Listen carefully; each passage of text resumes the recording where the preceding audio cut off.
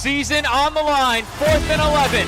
Butka looking downfield, throwing, incomplete, broken up at the 10-yard line.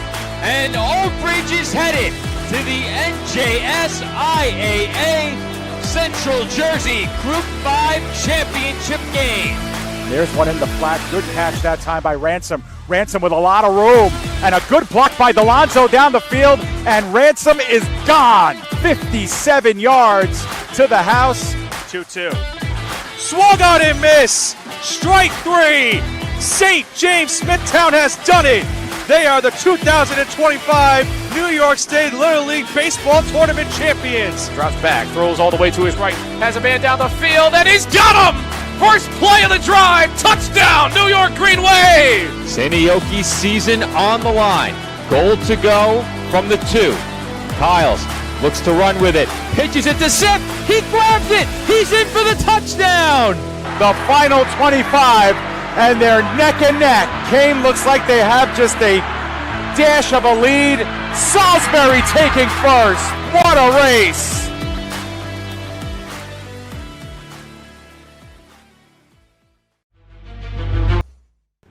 Live from Porvoo Central Field in Porvoo, Finland, the PDF Sports Network is proud to welcome you into coverage of the Vaahteraliigs, the top American football league in Finland. In our PDF Game of the Week, the 3-1 Porvoo Butchers look to bounce back from their first loss since the 2024 season as they take on the 1-3 Helsinki Roosters. Good evening, everybody. My name is Joe Foreman, alongside my broadcast partner, David Pizzuto.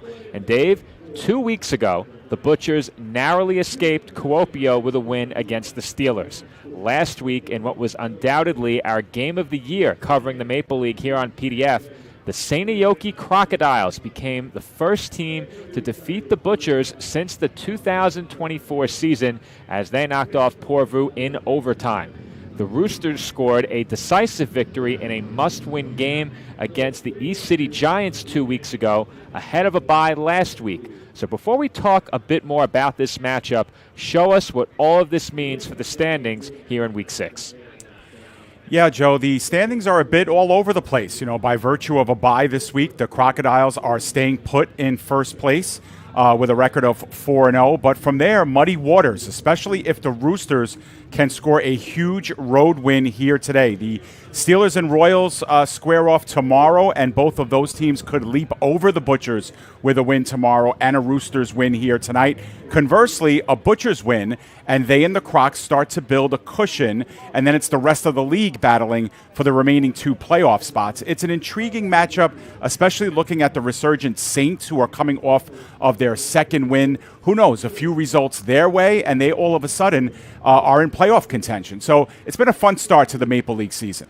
It's been a blast so far through the first month and a half here in the Maple League. And the game between the Crocodiles and the Butchers last week, it taught us a lot about those two teams. First off, St. Aoki, a team led on offense by quarterback Christopher Fowler and on defense by Charles Acano, is very much for real this year. And after finishing 3 games behind Porvoo last season, they have a very real chance to capture a regular season crown this year. However, what we also learned is that Porvoo is beatable, something that I think you and I have both doubted at times throughout the last 2 seasons. Perhaps some cracks began to show as early as Week 2 when they narrowly defeated the Giants. They then erased a 2-score deficit with under 3.5 minutes remaining to escape with a win in Kuopio. And finally, it was last week when playing tight games caught up with this team as the Crocodiles were the team to come back from 2 scores down to upset the Butchers in Porvoo. How did the Crocodiles manage to hand the Butchers their first loss in nearly 2 years, and what were some of the issues that Porvoo dealt with that led to the loss? Yeah, Joe, St. Aoki with those green jerseys were like kryptonite last week, and I think the big letdown was that in each half, Porvoo had a 14-point lead, and defensively, they've really allowed opponents to stretch the field and get big chunk plays. You mentioned what did it for them last week. And they made a couple of big mistakes offensively as well that kind of gave St. Aoki an excuse to get back in the game. Remember that fumble on 4th down by Christian Powell was a huge one, kind of allowed St. Aoki to get back. It's hard to believe that Porvoo is averaging over 41 points over their last 3 games, and yet the last 3 games they've played, they've only been decided by a total of 6 points. They could feel fortunate. They've won 2 out of 3 of those. And don't forget, Joe, they were a few seconds away from attempting a field goal as time expired in regulation last week, and if they hit it, they'd have won that game too. So for all the mistakes that they've made and for a defense that has struggled over the last 3 weeks, this team is still really tough to beat because they have talent everywhere on the field, and it starts with Christian Powell and Donovan Isom as running threats and the big playability down the field. You want to beat the Butchers, you better have plans to score a lot of points. Tall task for the Roosters tonight on offense to put up the points they will need, but not to be lost in last week's schedule is a bye for this Roosters team, which did afford them an extra week of preparation ahead of their matchup with the Butchers tonight. And the Roosters earned the victory in what we both called a must-win game against the Giants 2 weeks ago, something that was much needed after a sloppy loss to the Steelers dropped them to 0-3 the prior week. Now 1-3. They are very much alive in the playoff hunt, are coming off their best performance of the season, and have a very favorable schedule the rest of the way. How does this team go about securing their second win tonight, and what is this team's outlook beyond this game where they have just one opponent remaining with more than 2 wins?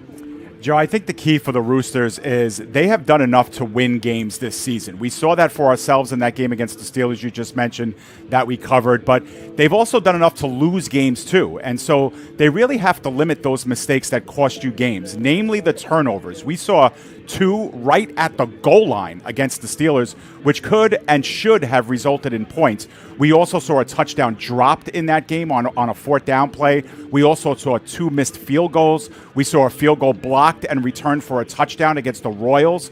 And so now, midway through the season, you have to really think about playing polished football. And I think we've seen enough from the Roosters to know that they can contend with anyone. They have a solid, balanced offense, and I'm impressed with how level they are defensively. They aren't perfect, but they get consistent pressure. They tend not to get beaten deep that often, and they've been stout against the run. They have a chance tonight. It just depends which Roosters team shows up.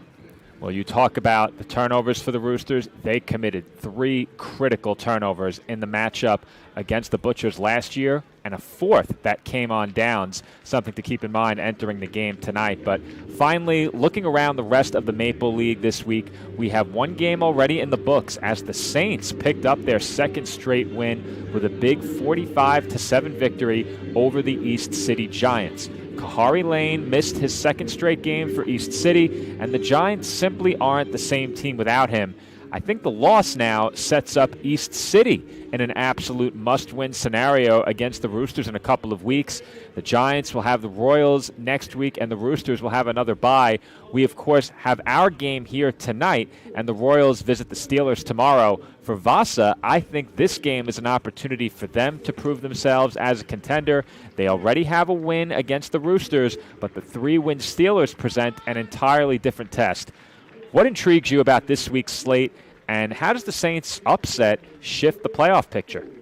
Well, you know, Kahari Lane or no Kahari Lane, getting back to the Giants, the Saints took a 13-7 halftime lead yesterday and blew out the Giants 32-0 in the second half yesterday to trounce East City, and they put themselves back in the race, and that's all you can really ask for.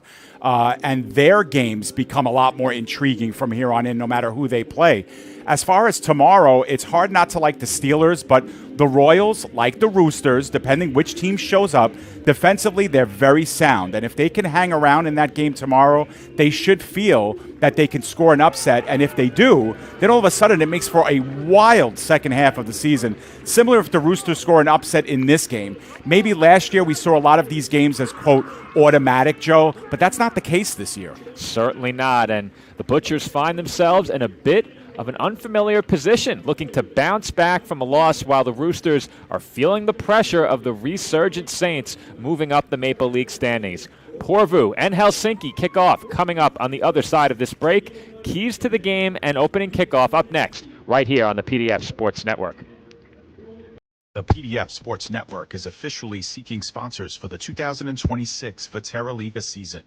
The Vaahteraliigs is the top professional American football league in Finland, and now, for the first time, is available in the English language and in the U.S., courtesy of PDF.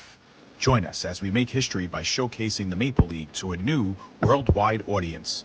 Our partnership with the Vaahteraliigs was recently featured in International Business Journal as a groundbreaking venture that in 2025 earned us a Global Recognition Award and a GHP Magazine Award for Best Local Live Broadcasting in the nation.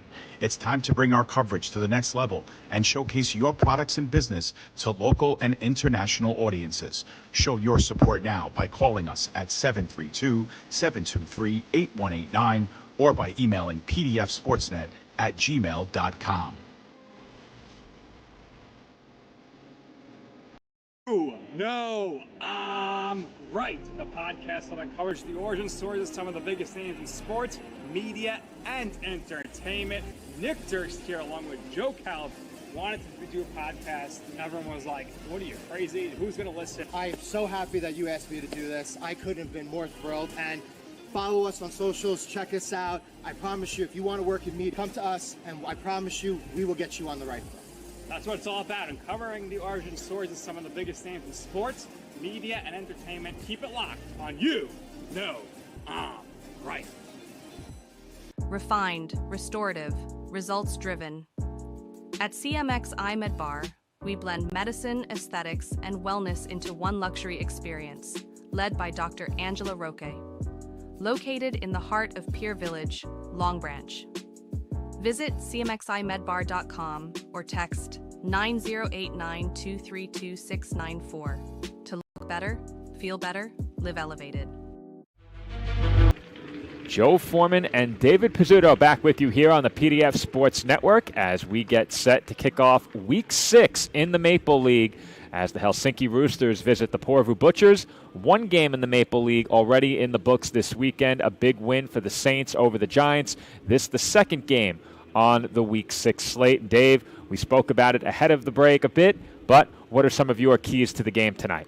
Well, I think we'll start with the visitors, the Roosters, who come in.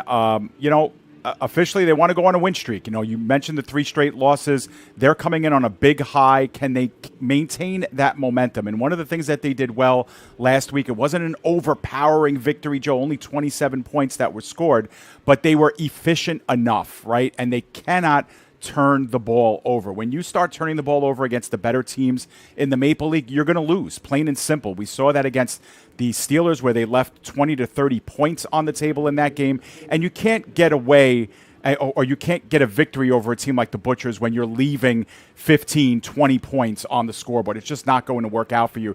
Defensively, I think they have to do what they've been doing, which has been stout against the run, force your opponent into obvious passing situations on 2nd and 3rd down, and then defensively, they've made plays. They've had sacks. They've had interceptions of their own. So do that, and you might find yourself contending in the 4th quarter, just like St. Aoki was, and squeaking out of here on the road with a victory. For the Butchers, Joe, I think it's very simple. They have to establish the run. I think when they are a run-first team, they are very, very hard to stop. And I think when they've gotten away from that, Joe, and they've gotten too pass-happy, I think that's when they've run into problems. I think, even on 2nd and long, run the football. You have the horses to do it. Soften up that Roosters defensive front, and then you can use the play action. Then you could try for those 1 or 2 plays over top that get you the big yards. And defensively, Joe, they have to stay home. How many times did we say they let receivers wide open in the game against the Crocodiles last week, or someone missed an assignment or wasn't where they were lined up, where they were supposed to be lined up? Stay committed. Know what your defensive responsibilities are. Play the man in front of you. Don't let guys behind you, and try to keep this Roosters offense, which likes to be methodical, at bay and force them into 3rd and long situations. That's when they make mistakes. Dave, we're in a complete agreement on the side of the Roosters. They cannot turn the ball over in this game, not excessively anyway. Last year, they were very much in the game against the Butchers. They had a turnover on downs on a 4th and 1. They fumbled a kick return. They dropped a pass near the goal line into an interception, and late in the game, They threw an INT on what was a potential go-ahead scoring drive. They trailed by just 3. They turned it over with a pick on 3rd down, and they certainly could have won that game last year. Meanwhile, to your point about the Butchers, I think perhaps a bit inexplicably they got away from the run a bit in the second half against Seinäjoki. That opened the door for them to get back into the game. But against the Roosters last year, they really, really struggled to pass outside of 2 or 3 big plays. Sometimes that's all it takes. And with how good this team is on the ground, sometimes that is enough. Just 2 or 3 big chunk plays, especially if they go for scores. And we have kickoff here at Porvoo Central Field. The Roosters send it deep into the end zone, and the Butchers are going to take it out. Irola is brought down, and the Butchers will get started by my eyesight around their own 20. Yeah, I'm eyeballing it without the yard markers, Dave. Yeah, we'll get a better look at it. But, Irola did decide to take that one out. Remember that the Butchers got burned for a kickoff return of their own, but they're always starting in good field position. But you're right, Joe. This ball spotted right at the 20-yard line stripe. How about that for no yard markers? Isom in the gun.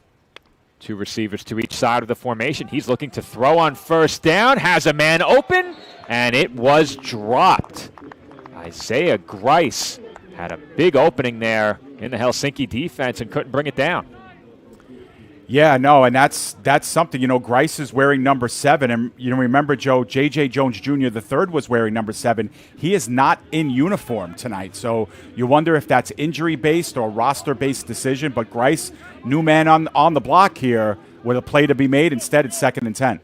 And we mentioned how J.J. Jones Jr., when this team needed some big plays, came through in consecutive weeks for the Butchers, as they'll pitch it to Powell out of the gun here. He's working toward the sideline and picks up a short gain. Give him 5.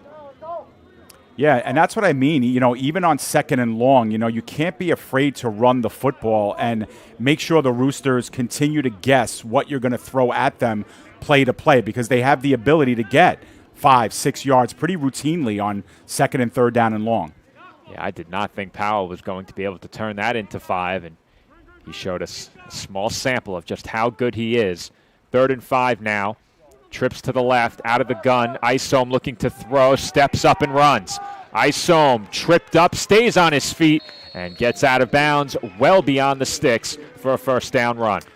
Yeah, and that's the dimension that, perhaps the Roosters didn't have to contend with last week, Joe, against the Giants. When you get some pressure in the backfield against the Butchers, Isom could do that. He's wearing number 49, but we usually see him as 0, but he's able to tuck it down and get you, 9 yards on that play on essentially was a breakdown in coverage down the field.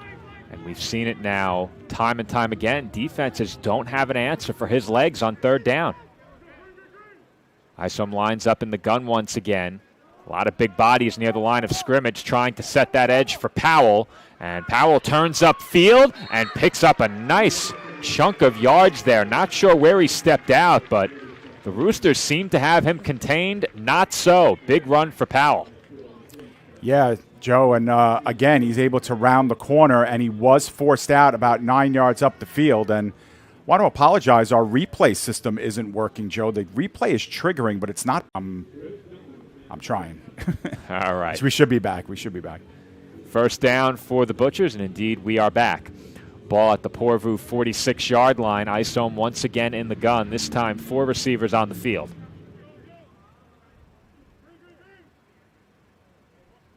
Isom directing traffic, perhaps identifying a blitzer off that edge. Roosters drop back into coverage. Isom trying to run with it, throws low, incomplete. Sepinen was the intended receiver.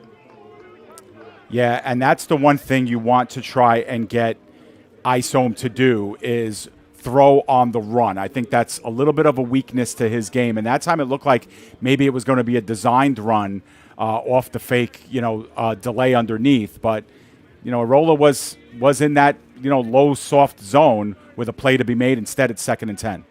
Yeah, it looked like Isom might have expected Oni Karki to come on the blitz off that edge, as he will hand off to Powell here, and he runs into a wall of defenders and powers straight through it for a gain of 6. Yeah, isn't that amazing? On 2nd and 10, they've run it again for the second time on 2nd and 10, and they're able to get, a good portion of it back. That is a strong, powerful run by Christian Powell, one of the best, if not the best, in the Maple League out of the backfield, and he turns a 2nd and long into a 3rd and much more manageable. It's a long 4 they need to pick up a first down. Motion man Irola. Isom looking his way, throws toward the flat, complete, and that's good for a first down. Yeah, and you know what? We see that a lot too now with Porvoo these days. High percentage throws in the flat via the screen, and you could do that when you have a 3rd and 4. You can't do that as often if you're 3rd and 14, but when you have manageable distance and yards to go, you can afford a play like that, and Irola does the rest with his legs. And just like that, Porvoo at the Roosters 35, setting up shop. The Butchers marching downfield on their opening drive, line up in the shotgun with trips to the left.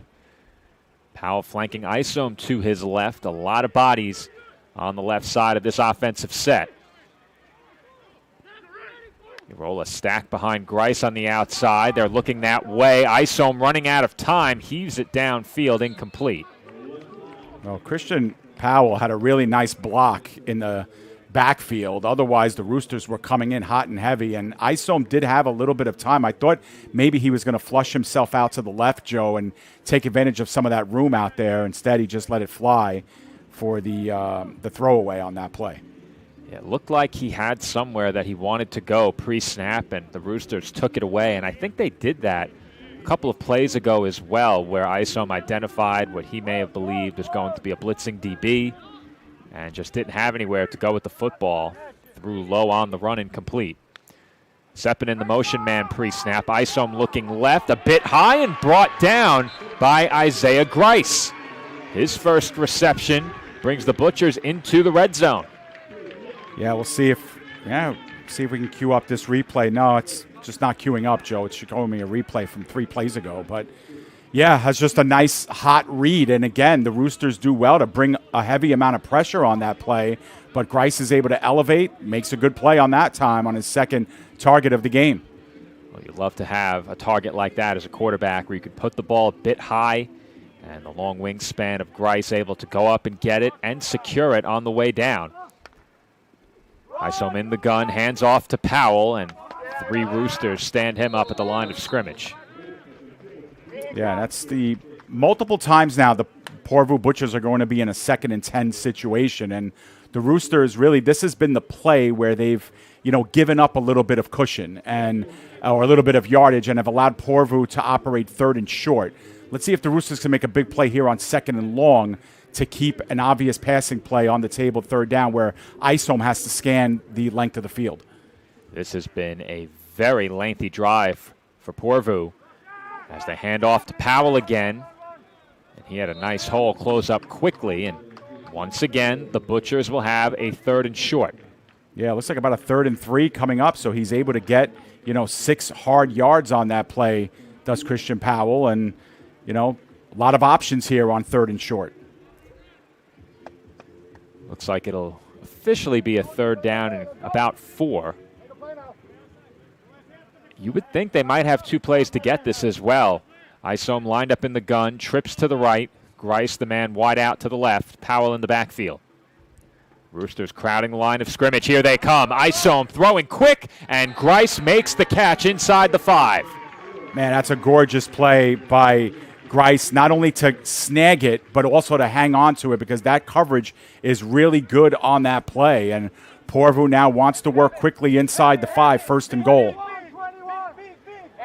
And it looked like the Butchers were trying to work quickly in this spot. Instead, they're getting subs off the bench. The Roosters now trying to match as the official was standing over the football to allow Helsinki to substitute. There was no one covering Irola on the wide side here, but he's on an island. Watch that quick in. Yeah, Jokinen came back out as Isom takes off for the end zone, and he will bounce off tackles and in for the Butchers touchdown. Too big of a body, and when he's going downhill on a play like that, he's going to be really hard to bring down. He only got stood up at about the 1 or about the goal line, but he does the rest, kind of falls in the rest of the way. Never was brought down, and now Minkkinen for the point after attempt. Well, if you're the Roosters, I think you need to be concerned a bit after that drive. And if you're the Butchers, you have to be feeling really good about your execution offensively. They got it done on the ground. And, Dave, I think most importantly, as a flag comes in for too many men in the huddle against the Butchers, but most importantly to me, Dave, when they needed the big plays on third down through the air, they were able to pick up first downs. Yeah, and they had a really good mix of run and pass. And really what's great for the Butchers on that drive, too, is that they never went backwards. You know, they never had that one play. How many times do we say, Joe, when teams have to start 1st and 15 or 2nd and 20, that usually spells the end of a drive. And, yeah, you know, they had a few 2nd and 10s in there where they didn't gain any yards, but they didn't get caught for a loss or a sack, and they're able to just keep getting positive yards down the field. PAT on the way. That is up and good. The extra point by Lassi Minkkinen puts the Butchers ahead by 7. And, Dave, you'd have to suspect a lot of time has come off the clock in this opening quarter. I do not see a clock on display anywhere near the end zone, so we don't have an official time remaining in quarter number 1. But that was a lengthy drive by the Butchers, and I think that puts a bit of added pressure on the Roosters. Oh, it sure does, because they haven't touched the ball yet, and they're down by a touchdown. And, you know, offensively, you hate that. You know, you hate having to go out on the field, and immediately there's pressure on you because, you know, it's not even that you need to score on this drive, Joe, but you really can't go 3 and out either. You have to give your defense a little bit of a rest. You have to try and switch field position. So, you know, as an offensive player who's been standing on the sideline, and you mentioned the length of the drive as well, you know, you've been standing on the sideline for a long time. You have to come out. You're down on the scoreboard, and your defense needs you now to put up, you know, a good 6, 7, 8 play drive here. And, you know, they're going to have to do it against the Porvoo Butchers. Butchers getting set to kick off. Minkkinen will send it deep. It's a low-line drive kick, fielded just outside of the 5-yard line by the Roosters. On the run back, Tainen is stood up, and he is finally brought down. It took 4 Butchers to get him on the turf. Yep, and they'll be just shy, if not right at the 30-yard line. The Butchers thought they got the ball at the end, but Tainen was down. And we'll get our first look at this offense. That would have been awfully similar to how the Roosters lost it on a kick return last year. Yeah, right. Turned man into a pile of black jerseys, and Porvoo came away with the football. That did not cost the Roosters points, however. Just cost them some time and for a couple of minutes possession, but no points. Right. They trail by 7 here. Janssen in the gun, trips to the right. He will fake the handoff and throw the quick screen complete. And that will go for a gain of 5 on first down. Yeah, good high percentage throw. You want to get the ball out of, you know, Janssen's hands pretty quickly, and that's exactly what they did on that play. The Roosters also looking to go pretty quickly here. Rautalainen on the reception, and those screen passes were a huge part of the Roosters' offensive game plan against the Butchers last year, but it was a well-balanced attack for them in that game. And they'll run it for the first time here on second down. Pairainen looks to be about a yard or two short of the first down marker. And it will be 3rd and short for Helsinki now. Yeah, and I think that's important for the Roosters, too, is also, you know, we saw D'Angelo Durham do a lot of running as well for this team when we saw him against the Steelers, but they do have a running back by committee on this team, and, you know, they want to be able to soften up that front 4 and establish the run here. 3rd and a long 1. Have to have this one. Janssen in the gun once again. Pre-snap motion and a handoff up the middle goes nowhere. And that is going to bring up a 4th down and a yard. Well, they sniffed that out, didn't they, Joe? I mean, they seemed like they knew exactly what was coming. Linebacker creeping up there and blowing up that play. Well, Dave, I said it ahead of the game last year that the Roosters went into that matchup struggling on 4th and short. They failed on a 4th and 1 in that game. It's 4th and 1. How fitting. It's less than a yard. It's 4th and half a yard. It's a handoff up the middle, and they got it. Pairainen finding a crease and picking up a big first down early in this game. Yes, indeed, and they really needed that one, Joe. It was something that Just like you said, they had to have here, and to extend that drive and the willingness to go for it at your own 39-yard line. You have to have a lot of confidence in your run game, but you also know you can't bring your defense.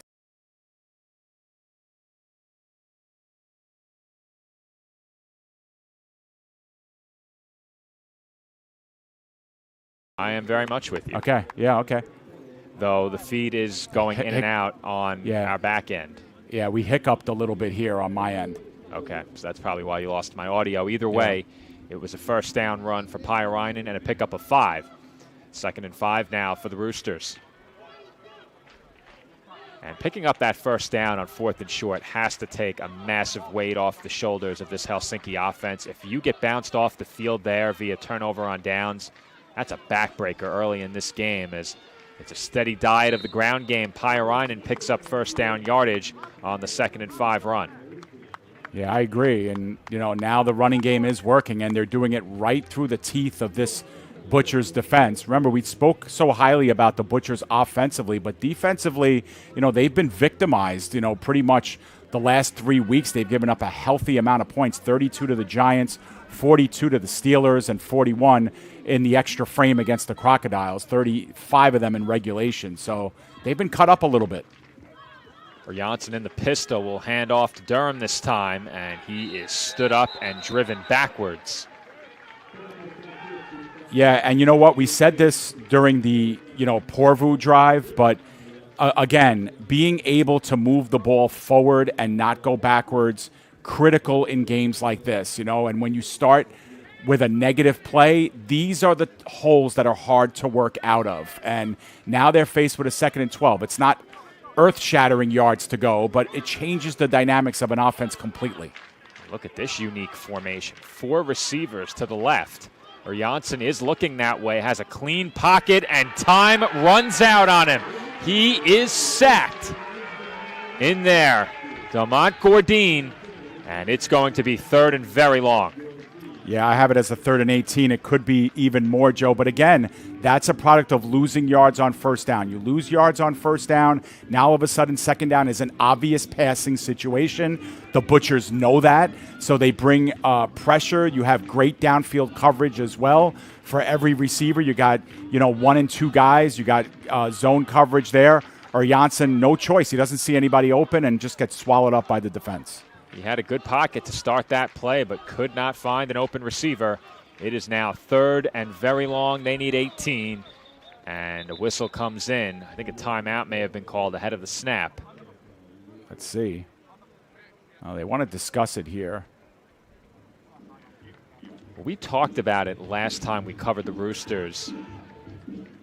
As Roosters call time. The Roosters take their first time out. But we talked about it last time that we covered the Roosters, how well their offensive line was playing in that game. And, I made the point when that game was over that the Roosters really beat themselves up in that game with the turnovers. And it's a game that they probably should have won against Kuopio based on how they move the football. I think the Steelers did a much better job offensively in the second half. But if you look at that game as a complete picture, the Roosters probably should have won it based on what they did offensively and matched. All right, we are back from Porvoo Central Field. We apologize for that brief audio and video outage. We experienced some technical difficulties, but have just returned in time for what is going to be a 4th down. And the Roosters are keeping their offense out there on 4th and 10. Janssen completed a pass for a gain of 9 over the middle. Vekamaki made the catch. That is all you have missed. It is 4th and 10. Janssen looking to throw once again as a good pocket, throwing downfield, and he completes for the touchdown. Janssen to Takapa. Wow, perfect harmony, perfect rhythm there, and what an answer, Joe, on 4th down. That's the second 4th down conversion that they had on the drive. Now, there was a flag that came, a couple of them came down in the end zone, maybe after the play. So let's see exactly what happened here. You said it during the pregame, Dave. You nailed it. You mentioned that the Butchers inexplicably allowed receivers to run free in the secondary in that game against Seinäjoki last week, and that contributed in a big way to the Crocodiles' come-from-behind win. And on a 4th and 10, somehow the Butchers allowed Takapa to get wide open behind them. It is going to be an unsportsmanlike conduct penalty against the Roosters. The touchdown will stand. Now, if this is enforced on the PAT, this could cost Helsinki a point here. Yeah, that's a good point. Or if it will be assessed on the kickoff. We'll see. They are marking it at exactly the 3. And, Joe, I think you are about a second ahead of me on the broadcast as well, if you want to just pause yours for one whole second. Just did that. Ruhonen on for the PAT. Good snap, good hold. And the line drive kick is good. I think it is, too, yeah. I think so. Yeah, but we are perfectly Now, synced, so that's good. So hopefully we'll be okay the rest of the way. There's an optical illusion there. There's a second set of uprights behind the uprights, which initially had me thrown off. We did not have the officials in the frame for a signal. But, Dave, this game turns in a big way. It looked like the Roosters were in grave danger of a turnover on downs, not just on that 4th and 10, but on 4th and 1 earlier in the drive. They convert on a pair of 4th downs and ultimately tie the score at 7. Yeah, and that was a tough-as-nails decision there on 4th and 1 when you got stopped on the previous play for no gain to go for it at your own 39-yard line. I mean, obviously, head coach Volpio, had to make a big decision there. And it's like, if we don't make this here, we've just given up a touchdown and we're giving the ball back to Porvoo at our own 40-yard line.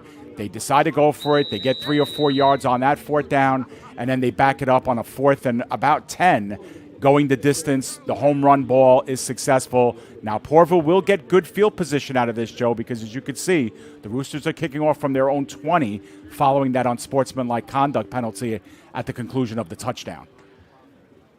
15-yard penalty enforced here on the kickoff. Important here for Ruhonen to boot this one as far as he can. Instead, they'll try and place it well. It will be returned. And I'd say that backfired, Dave, as the Butchers return it across midfield. I see what they were trying to do, as Mickey Kaye, who we had listed as an active, I believe ran that one back, unless they have a different player wearing number 3. No, I'm sorry. He's in this week, Joe. He was back in the black. I just had out next to his name. But no, that's correct. He's back in the lineup after having missed the last game. But, yeah, it looked like the Roosters were trying to find some open space there. But we've come to the end of one quarter, both teams with one drive and one touchdown each, Joe. And they will not have to move very far here, as they will walk a few yards as the two teams switch sides. But Dave will stay right here through the quarter break. What stood out to you in the first 12 minutes? Well, efficiency and slow, methodical movement down the field, obviously with the exception of that home run ball right at the end for the Roosters that tied the score. But otherwise, both teams staying true to what they want to do as an identity, Joe, which is let's move the ball 5 and 6 yards down the field. And really, on that entire drive, there were only 2 negative plays, and they were back-to-back, Joe. If you remember, the 2-yard loss on first down for the Roosters immediately followed up with a 6-yard sack. And then what did the Roosters do? They called a timeout, and they said, let's regroup here. Let's get back to what we need to do. Let's get protection for Janssen. Let's get the ball out of your hands quickly. They got back to that, and they got 7 points, Joe, for it.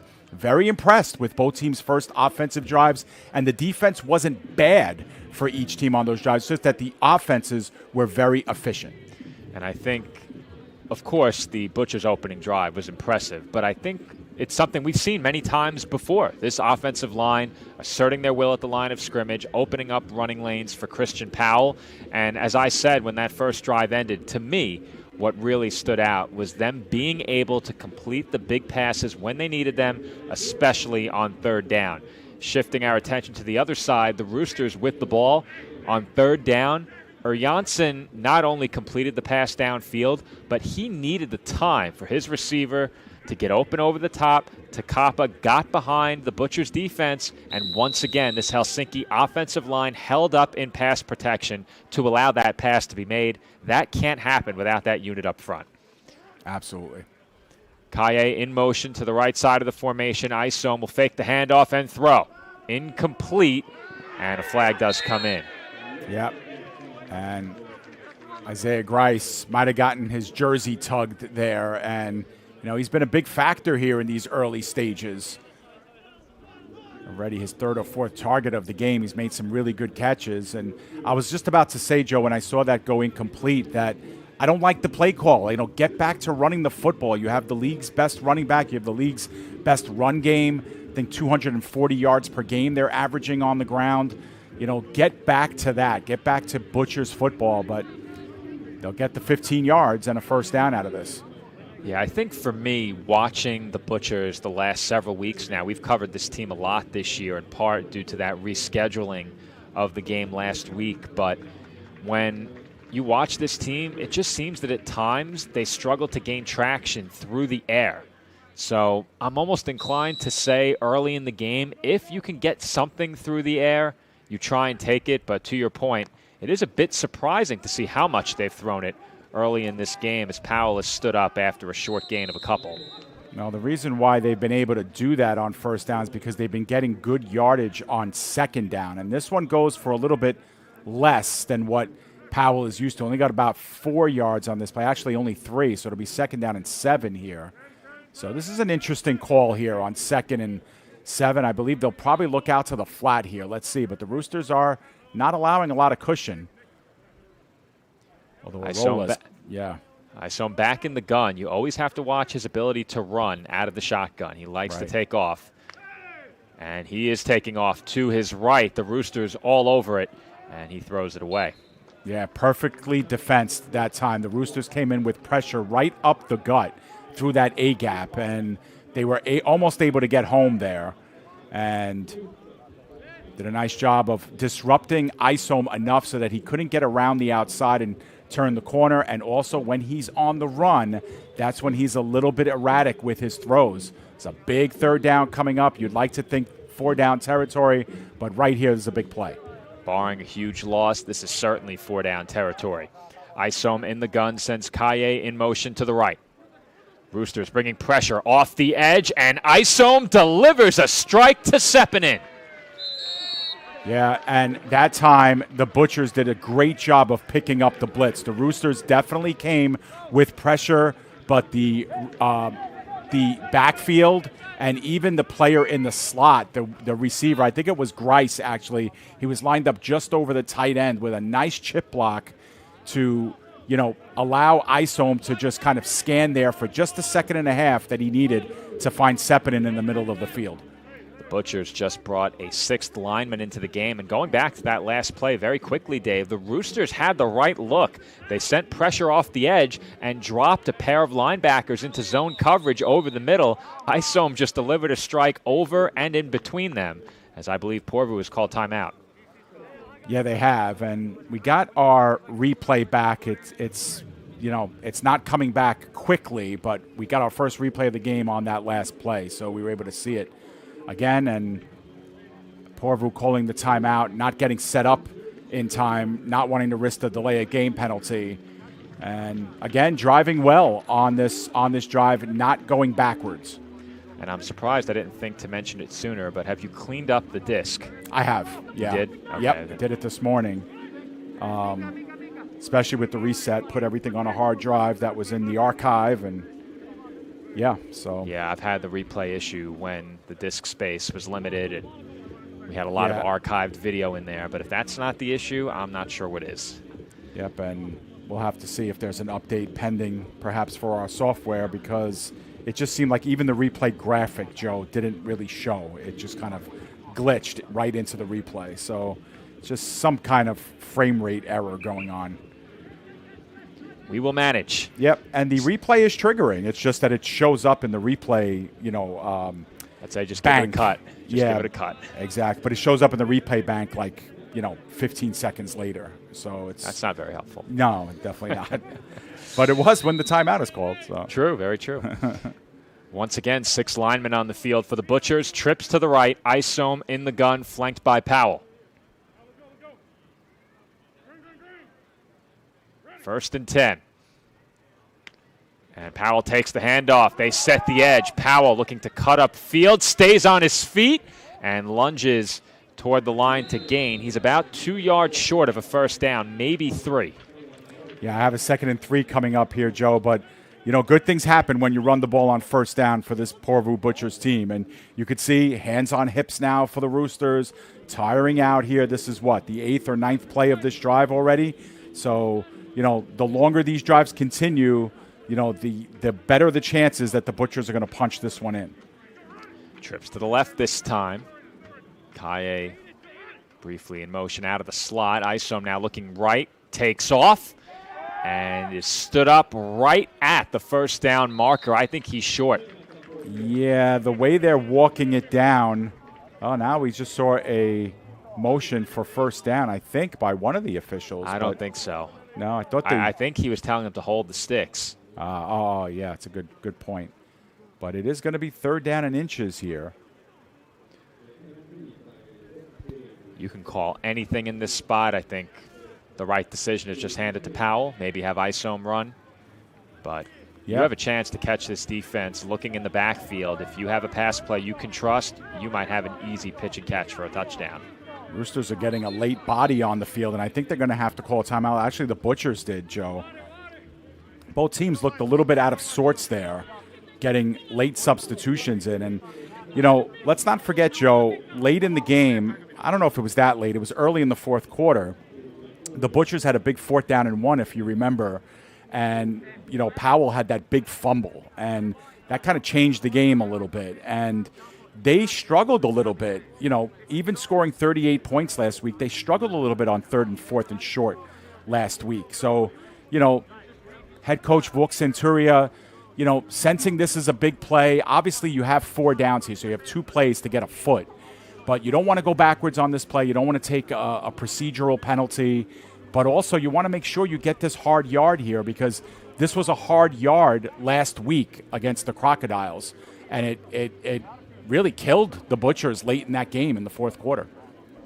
Yeah, I think the simple play call is the right play call here. Just find a running play you're confident in, pick up what appears to be less than a yard and the first down. I think the most efficient means they've had of picking up these 3rd and 1, 2 yards to go has been Isom carrying the football. Yeah, true. And again, they don't work under center, but this is one of those plays where you just fall forward and get a foot. Yeah, I think they have a fullback lined up at tight end, 6 offensive linemen, and Powell has enough for the first down. Yeah, and again, unless you're getting impact, behind the line of scrimmage, that is not going to work out well for you, as now they're inside the 10, so we'll go 1st and goal, and the Butchers, by virtue of their timeout, probably have called a couple plays here and go right back up to the line, ready to run another play. Isom directing traffic once again. 6 offensive linemen plus 1 on that left side. I believe that's a fullback. Lindholm at that spot as Isom looks to throw and almost was forced into throwing that straight to a Rooster. Harkey was right there. And the Roosters wanted maybe a fumble on that play, as they thought that came out, kind of funny on the hit. But no, that was indeed the arm moving forward. I got to see it in real time on the replay on the live stream. But yeah, Roosters getting home, and they kept Lindholm in to block, and as he is again in the game, Joni Lindholm right over tight end. Very curious to see the pass there on first down as Powell takes it up the middle, is pushing the pile, and is finally brought down between the 3 and 4 yard line.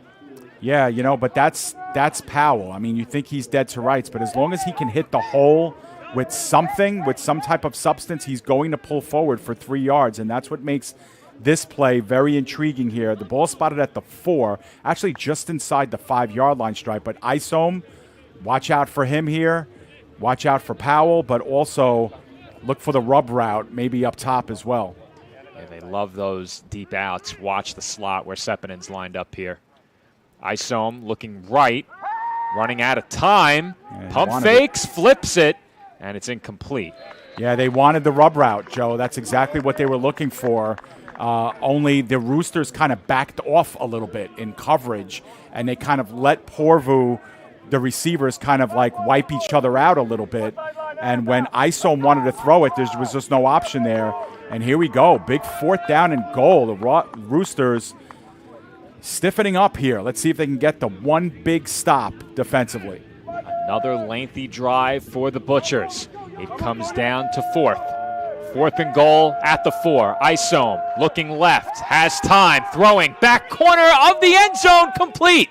No, they rule incomplete. Seppinen couldn't hold on. He dropped it. He had the feet down, but he dropped it. Wow, Yeah.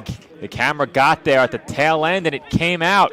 It got lost in that track behind the end zone. Yeah, and I think Seppinen looked down, Joe. I think I'm trying to get the replay, and I think we will get it. But, I think Seppinen took his eyes down just to see if he was going to come down by the pylon, and that's what did it. And he just couldn't hang on to the football there. We're going to see another look at it.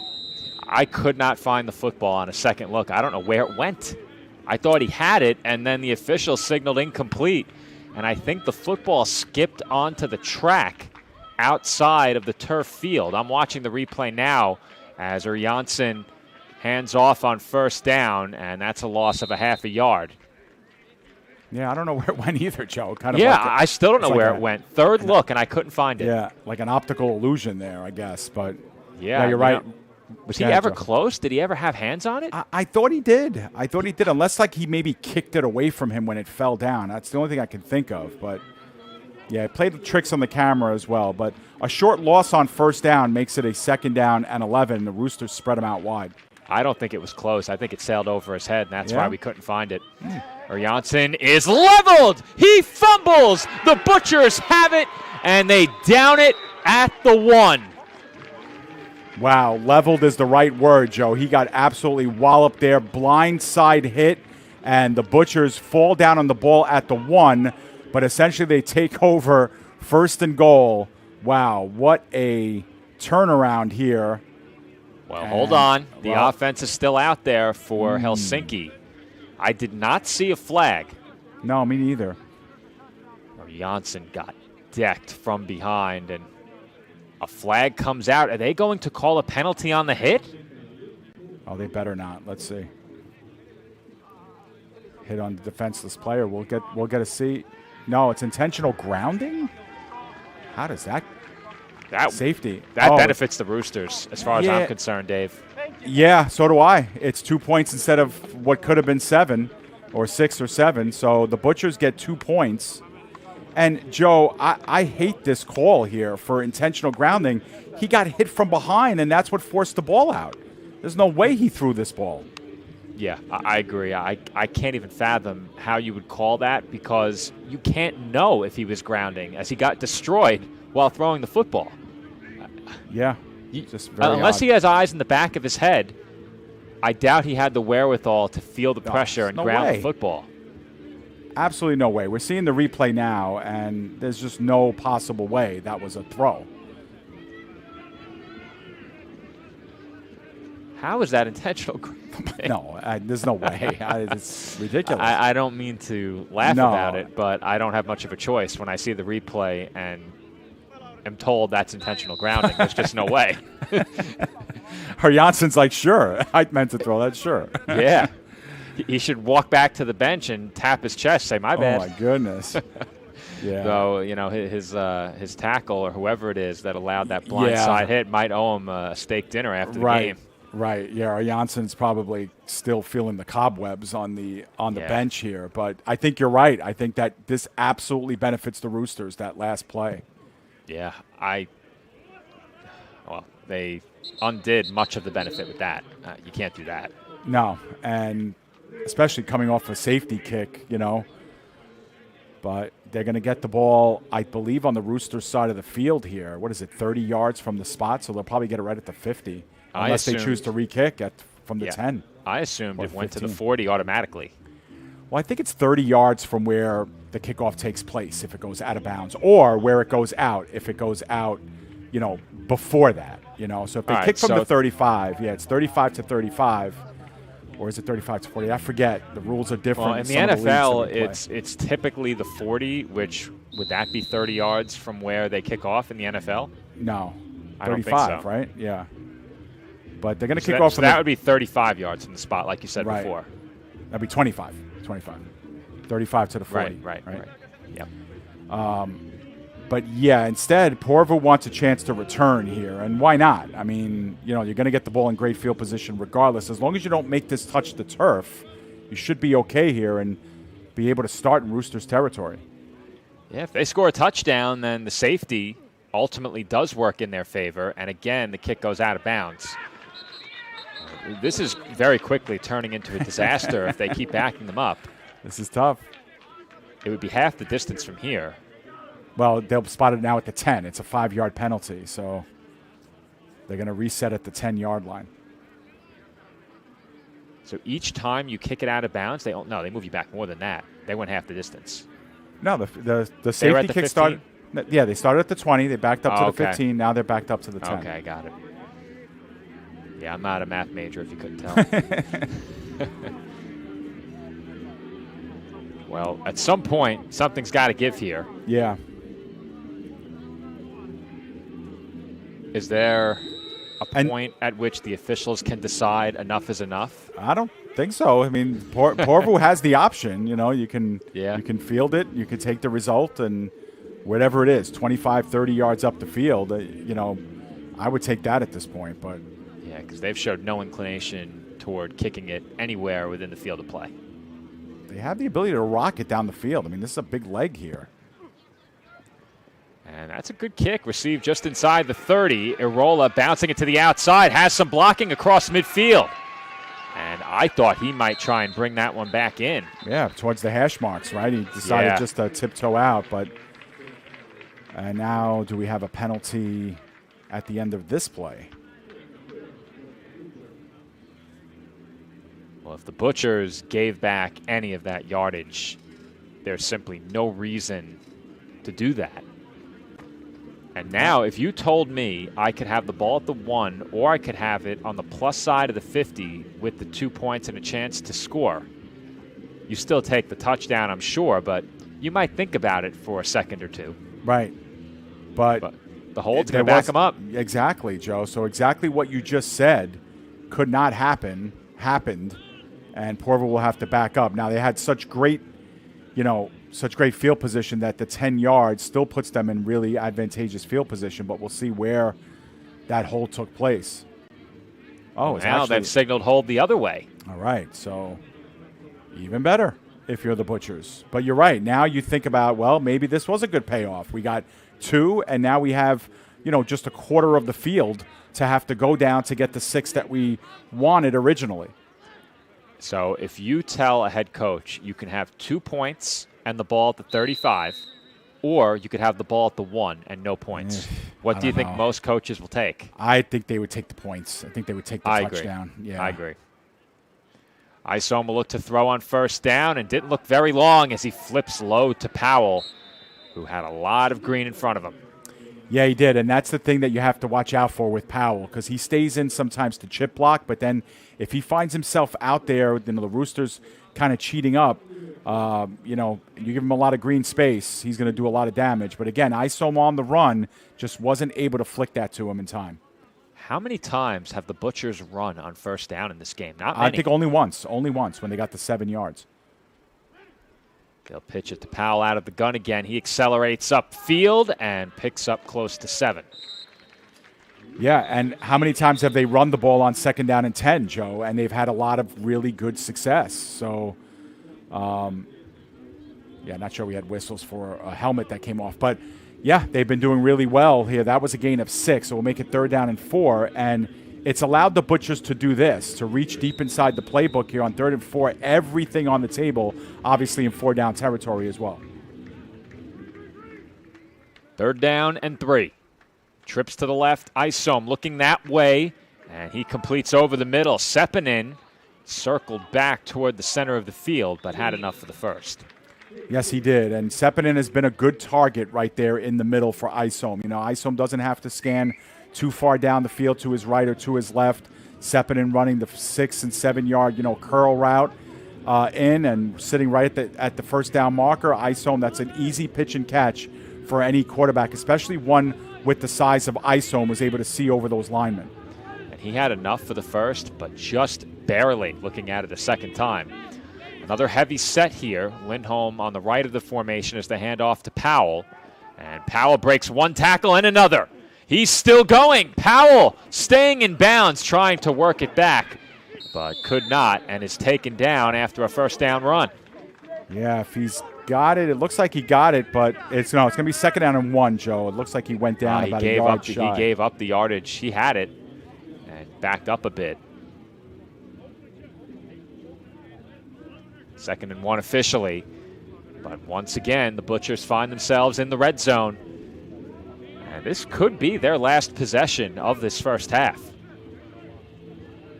They received the opening kickoff and took it straight downfield for a touchdown. Sepinen in the motion man. It's a toss to Powell. Powell now reversing field. Breaks one tackle and fights through another down toward the goal line. Well, keep giving it to your workhorse. Good things are going to happen. And, Christian Powell, we've been seeing this from him for years now in the Maple League. Sets him up 1st and goal right where they probably would have had it after that fumble. This is more about the 2-yard line, but here we go. Chance to run it here on 1st down. Right. They're in the gun with trips to the left. And Isom will keep. Isom will score. And the Butchers go in front by 8. It is Porvoo 15 and Helsinki 7. Well, we got our answer, Joe, right? Would you rather have the safety or the ball at the 1-yard line? I guess it works out. The Porvoo got the best end of that deal. They got the 2 points on the automatic, grounding call that really was controversial, at least on our end after watching the replay.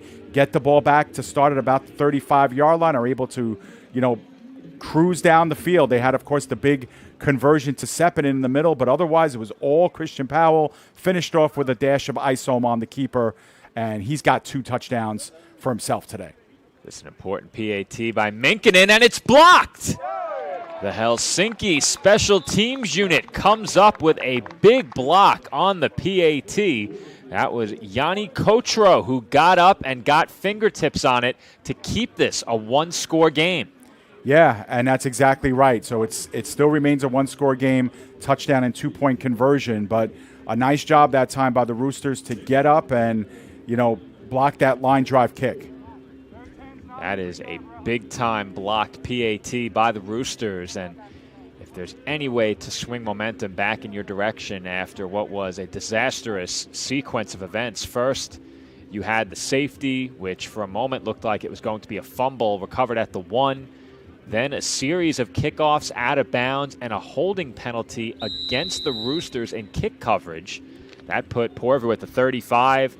A quick scoring drive makes it an 8-point game, but the blocked PAT at the very least gives you something that you can take and perhaps turn to some momentum heading into halftime.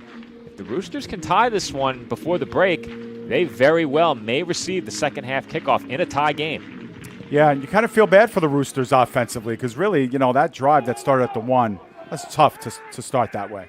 There's a big return for the Roosters. And eyeballing it, I'd say they got that one out close to the 40. Yeah, that's a really nice return, and if not for a huge open field tackle by Timmy Nwika, he might still be running there. That was a really nice return there by Rotanen. So we'll get the official starting point of this drive. It's at about the 37, 38-yard line of Helsinki. So a good run back sets up the Roosters with what very well may be their final possession of this first half. Yep. So much better than starting at the 1. And last time the Roosters had the ball, they did score a touchdown before that last, fumble safety situation. We've not yet reached the 2-minute warning as a whistle comes in with the snap. Delay, maybe? I think a timeout. No, timeout. Timeout called by the Roosters. They have 1 left. Yeah, I think they were coming towards the end of the play clock as well there, Joe. So, again, not wanting to start in the hole at 1st and 15. Take the requisite time. Get yourself right here. This is a big drive for them because, like you said, the way this game has been moving, this could be the last time that they touch the ball in the first half. They will get the second half kickoff as well. So you'd love to have a nice long drive here to end this half, preferably with some points, and then you get the ball right back with momentum. And again, offensively, they've done nothing but good so far, but they only have a small sample size. It's just that one drive in the first quarter, and then, of course, you get the ball handed at the 1 or, whatever it was, the 2-yard line. You go backwards a yard, and then, of course, you get that huge hit on Janssen that forced the what was called an intentional grounding, and that blows that up after just 2 plays. But, I think if you're the Roosters, you have to feel confident with the way you move the football on that first drive. It's just, the shame of it is it feels like forever ago. Yeah, I think it's a tough break to take over down around your own end zone, but great teams find a way out of those spots. And if the Roosters want to compete for a Maple Bowl, they'll need to make those plays down the line somewhere.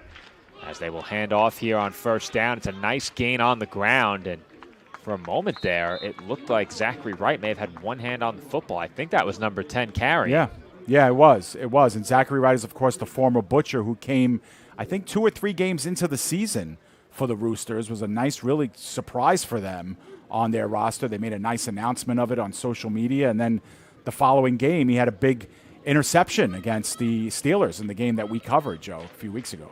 He was a major factor when these two teams met last year as well. A big pass breakup in the end zone. Yeah, he had 2 picks in the championship game, 2 interceptions. Butcher showing pressure here. Empty set for the Roosters. Here comes Porvoo. Throw downfield, picked off. Intercepted by the Butchers, and Capo Vuiha takes it back toward the 20, where he is forced out by Wright. Yeah, picture perfect that time. Play for the Butchers. They bring the pressure. Vuiha knows it. He has his eyes on the quarterback the whole time, and Janssen just put that right in his breadbasket. That was easy pickings, and those are the mistakes that we talked about during pregame that the Roosters absolutely cannot afford to make. They're blitzing. It's a 0 blitz, and that's just a really bad pass by Janssen. Inexplicable, inexcusable, and you put the ball right back at your own 20-yard line for the Butchers to take over on offense. Have to throw that hot over the middle, Dave. Yep. Have to. They had the look. The slot receiver was underneath. The man in coverage didn't get to see if that was a linebacker or a defensive back, but it doesn't matter. You have a quick slant over the middle. He's underneath the coverage. Just get that football out. And that one was just thrown up straight to the Butchers. Isom now looking to throw, completes to a wide-open Sepinen. He jukes out one defender and is brought down by 2 more inside of the 5-yard line. Yeah, and again, that's Sepinen working over the middle as he's done pretty much the entire game to this point. And that time with no one marked on him, he's able to go right over the middle of the field and get extra yards as a result. 1st and goal here with the injury timeout coming. But it's starting to get a little easy here for the Butchers as well. And I think part of that reason, Joe, is because this Roosters defense has just been on the field almost the entire game here since the later stages of the first quarter. Yeah, it looks like we have an injured Rooster. Santu Jaskalainen headed toward the bench with some help from a member of the Rooster staff. But Helsinki now in a really difficult spot. 1st down and goal to go from just inside of the 5-yard line for Porvoo. If the Butchers score here, that puts a lot of pressure on a Roosters offense that the last 2 possessions have seen end in a safety and a pick. Right. Isom looking to throw. And that one looked to be off the hands of Grice. Yeah, I think that's one that Grice should have had. Kind of a back shoulder throw there that Grice had to kind of turn around. That ball was already on him when he turned, but just wasn't able to track that with enough time to bring it in. And the way that the Butchers play callers have gone about game planning this first half, it feels to me as if this team is trying to assert the fact that they can throw the football. We've seen them pass far more in this first half than we have at any point in any of the other games we've covered this team in. Yeah, it's true. It's true, especially on 1st down. Trips to the right. Isom throws again. It's batted down. And that is a good play at the line of scrimmage to get hands on that one by Tavi Aranpa. Yeah, and Aranpa thinks that he might have been able to pick that off. That was almost thrown right at him, Joe. I don't think that Isom really saw him. It's just it came in with too much mustard on it for Arampa to really do anything with it. But yeah, that was really close to being picked off. I think Jokinen had a pick six if that one gets through, Dave. You may see it on the replay, but it looked like in the back of the end zone, Jaakko Jokinen was making a breakdown toward that receiver and had a very real chance to pick that one off. They're likely to throw here on 3rd and goal, but what do we know? Isom keeps it, and Isom is taken down by Wright. And now it is 4th and goal. This, you would think, would be a chip shot field goal. The Roosters have blocked a PAT already. What do you do here, Dave? It's an interesting call here. I think they're going to go for it. They should feel like they have the horses to do it with Powell and Isom on the keeper from 4 yards out. But they are going to kick here, Joe, trying to get the 3 points on the board. You know, you don't mind this decision either. The only cause for second guessing is, of course, that last block on essentially what was the same amount of yardage here, only from straight away. Now they do it from the left hash. Minkinen does not get the kickoff. They're looking to throw now. And it was fumbled. The Roosters have it. And they're running it back the other way. This ball is live. And Helsinki inside the 30 to the 20, 10-5. Touchdown Roosters. Touchdown Tavi Aranpa.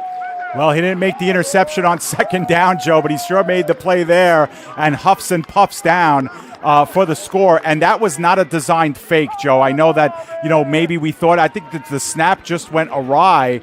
The play never developed. Great hit from behind on the holder, Hortakangas. And wow, what a turnaround there. As we wait for our replay to populate, we'll try to get you the entirety of the play here. We'll try to get it in now while we have a chance. Well, we talk a lot, Dave, about catastrophic plays that completely change the complexion of games, and I'm not sure it gets much more catastrophic than that. No, and good deal by Arampa to kind of stay on his feet, Joe. He almost went down as he picked up that ball, but wow, what a find for him. And 6 points for the Roosters with a chance now to tie with a 2-point conversion. How do you like that? Yeah, we need to diagnose what happened there following this 2-point play because I still can't wrap my head around it watching the replay. Janssen in the gun, moving to his right, will throw for the goal line and complete for the 2-point conversion. Excellent play there. We'll go back to the replay on the kick if we can get it to populate. Here we go. I think Hortakangas expected Minkinen to kick this, and Minkinen just decided not to kick it, Joe. That's what it looked like to me, but how do you decide not to kick it? Unless it wasn't placed down correctly or he wasn't going to reach it in time, or I just don't know. But Hortakangas, I think, definitely expected Minkinen to kick that. And then once he realized he's not kicking this, he tried to get up and look towards his right. There was nothing there. He got hit from behind, and that was it. But well, again, I don't think we can blame Hortakangas entirely if his kicker just elected not to kick the ball when the holder expects him to. That being said, I don't know what he's doing picking that ball up and trying to take off with it. You have to see where you are and go down. You cannot fumble this football. Yeah, that's definitely a go down right here. I'm watching the replay on a bit of a delay, but you need to go down there. You cannot allow the opponent to scoop and score that. You simply can't. Yep, and then we're going to take another look at the 2-point conversion here that essentially ties the game. But man, Joe, what a swing, huh? I mean, from an 11-point game, and we shouldn't forget too, Joe, that that's the second time the Roosters have held on a goal-to-go situation the Butchers off the scoreboard. Essentially, the first time was on downs. The second time is on a botched field goal attempt.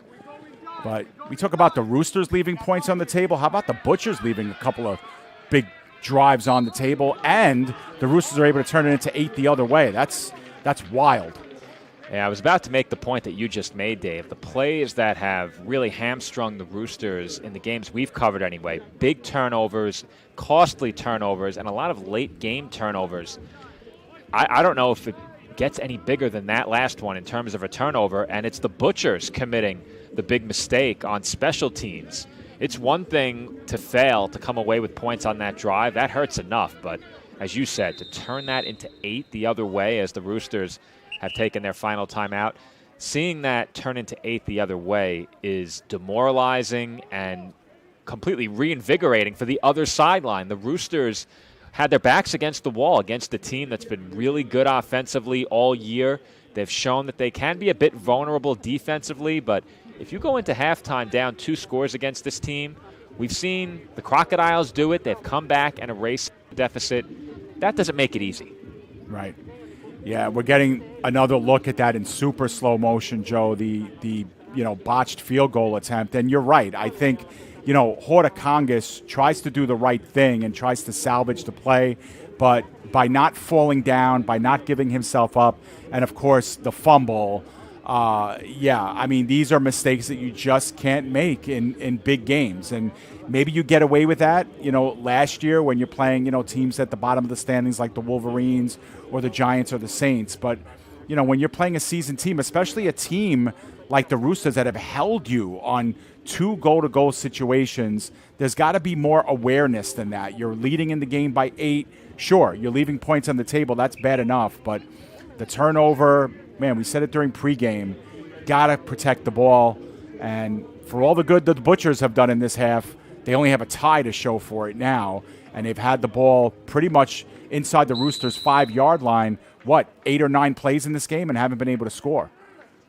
Yeah, I think that's the most concerning aspect of all of this as Isom looks to throw and incomplete with Kaye getting a hand on it, but that would not have gone for much. Yeah, and we are coming towards the end of the half, too. We haven't had the 2-minute warning yet, but the Roosters are out of timeouts.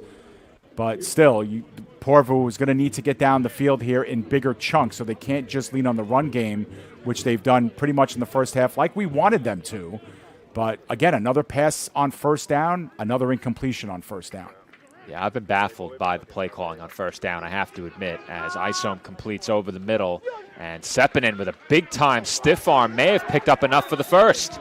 Yeah, he got lucky he didn't get an illegal hands to the face there because he had a handful of the top of the face mask there. But I don't know if they're going to be just shy here, Joe. Yeah, it looks like it's 3rd and 1 coming up.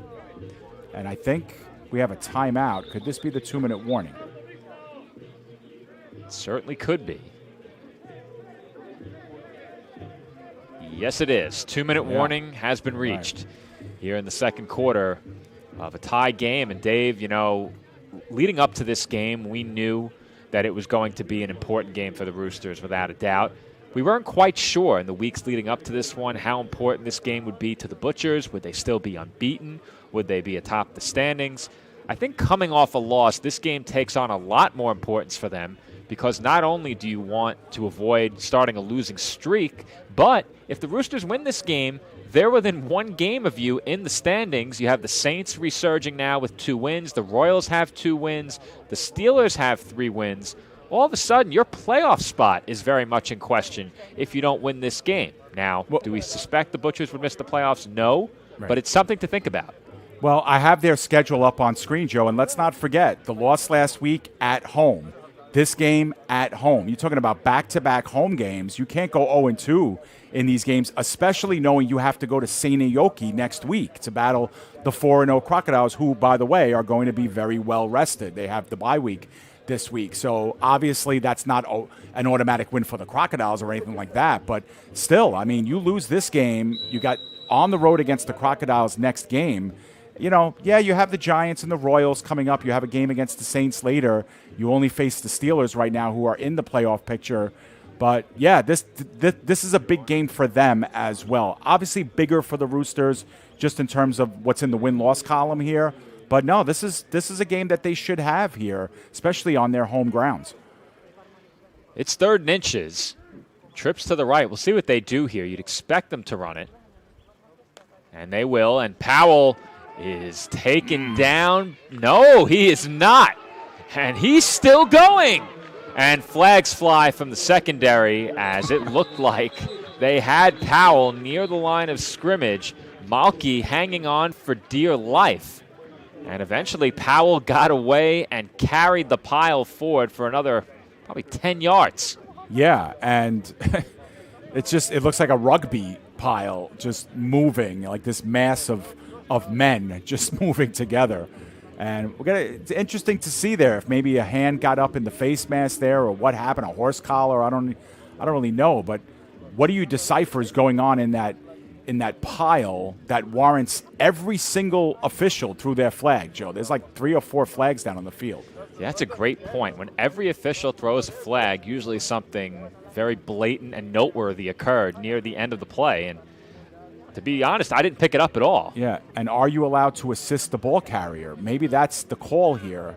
Yeah, I think that is the call. Yeah, it is. They were just pushing the ball carrier in open space. Now, they did get enough for the first down, but they'll back up the spot 5 yards from where it happened. So it's still a very positive play because it gets you the 4 downs, and they're right at midfield here. So you have to think, Joe, like 1:50 to go? I should actually put the time up. Although we've been really poor with this. Yeah, I wouldn't try it. Or they have. Well, I'm going to do it unofficially. I'm going to do it just for us. But I'm going to put 1:50 on the clock and a reset here, a first down. The officials still talking things over. And this really halts the momentum of the game.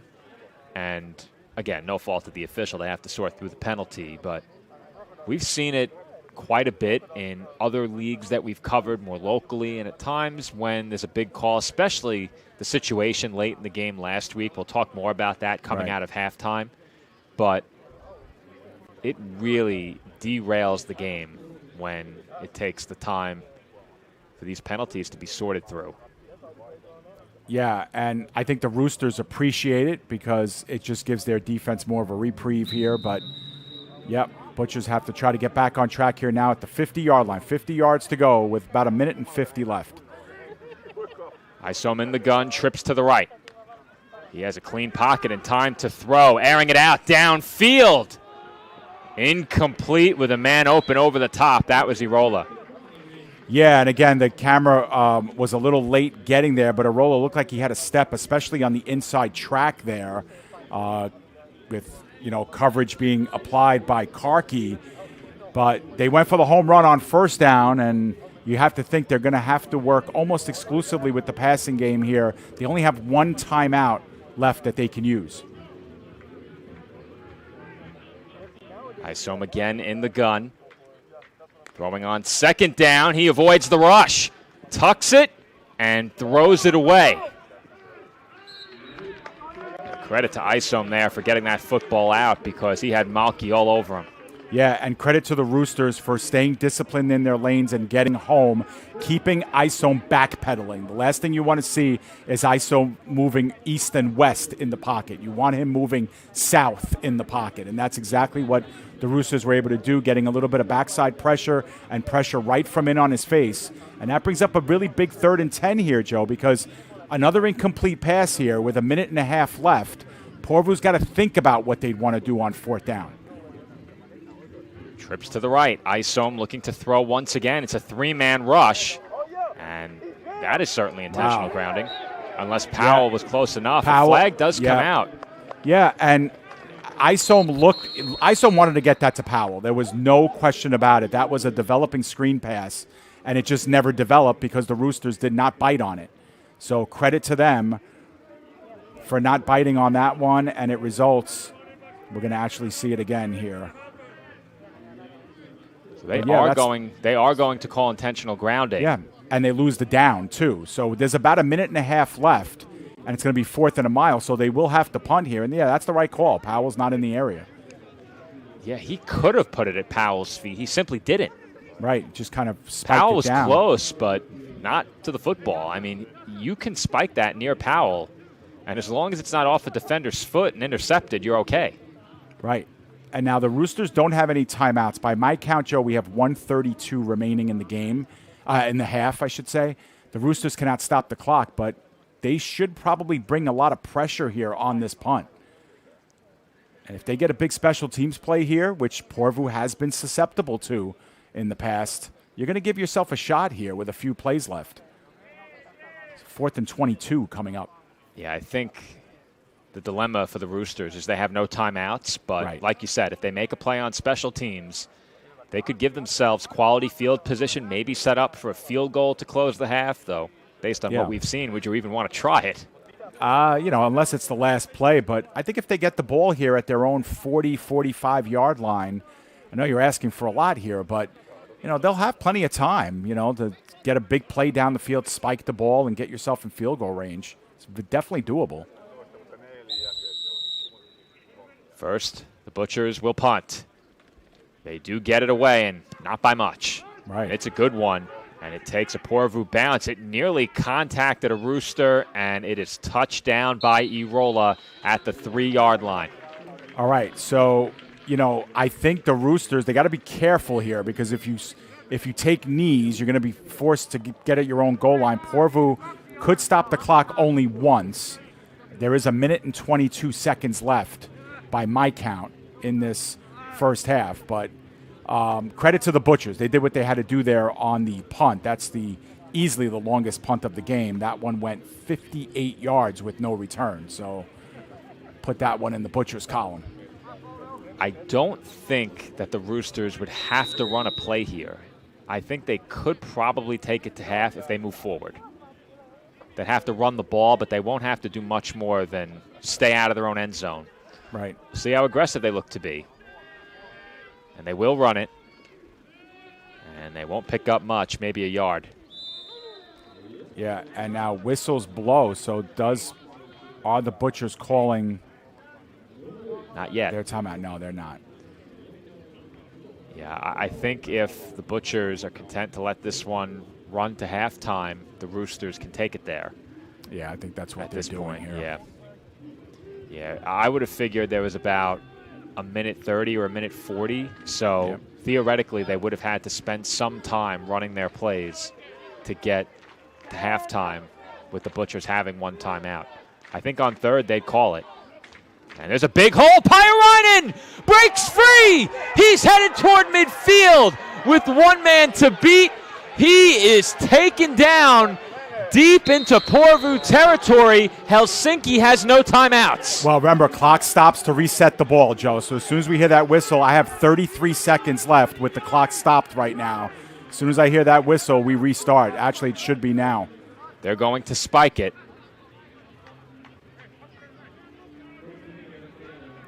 Now they wind the clock. 28 seconds. And the complexion of this drive changes completely. The Butchers sold out to stop the run, and Pyrainen found a massive hole in front of him, got to the second level, and credit to Vuiha for chasing him down from behind and shutting that play down before it went for 6. Yeah, speed kills, and they killed that play and what could have been a 95-yard touchdown run by Lassi Pyrainen. Wow. But here on 2nd and 10, Joe, I have 24 seconds left on the clock. So now the clock is enemy number 1 for the Roosters. They're going to spread it out and work out of the gun. Uriansen looking right, throwing toward the end zone, complete! No signal yet. Touchdown, Roosters! Wow. Wow, wow, wow is all we could say.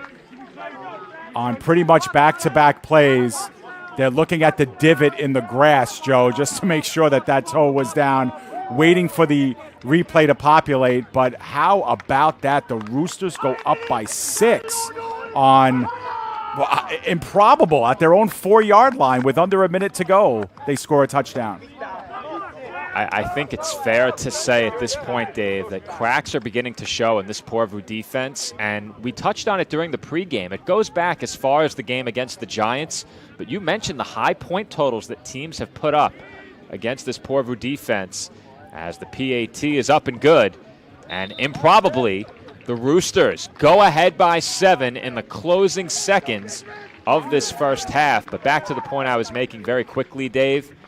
We mentioned that the cracks were beginning to show for this Porvoo defense the last few weeks, and I think you're in a spot now where you have to be concerned with what just happened. 100%. 100%. A breakdown on an obvious running play. The Roosters are looking to run out the clock and go into halftime with a tie game, and you give up, what was it, like a 65-yard gain, a 70-yard gain?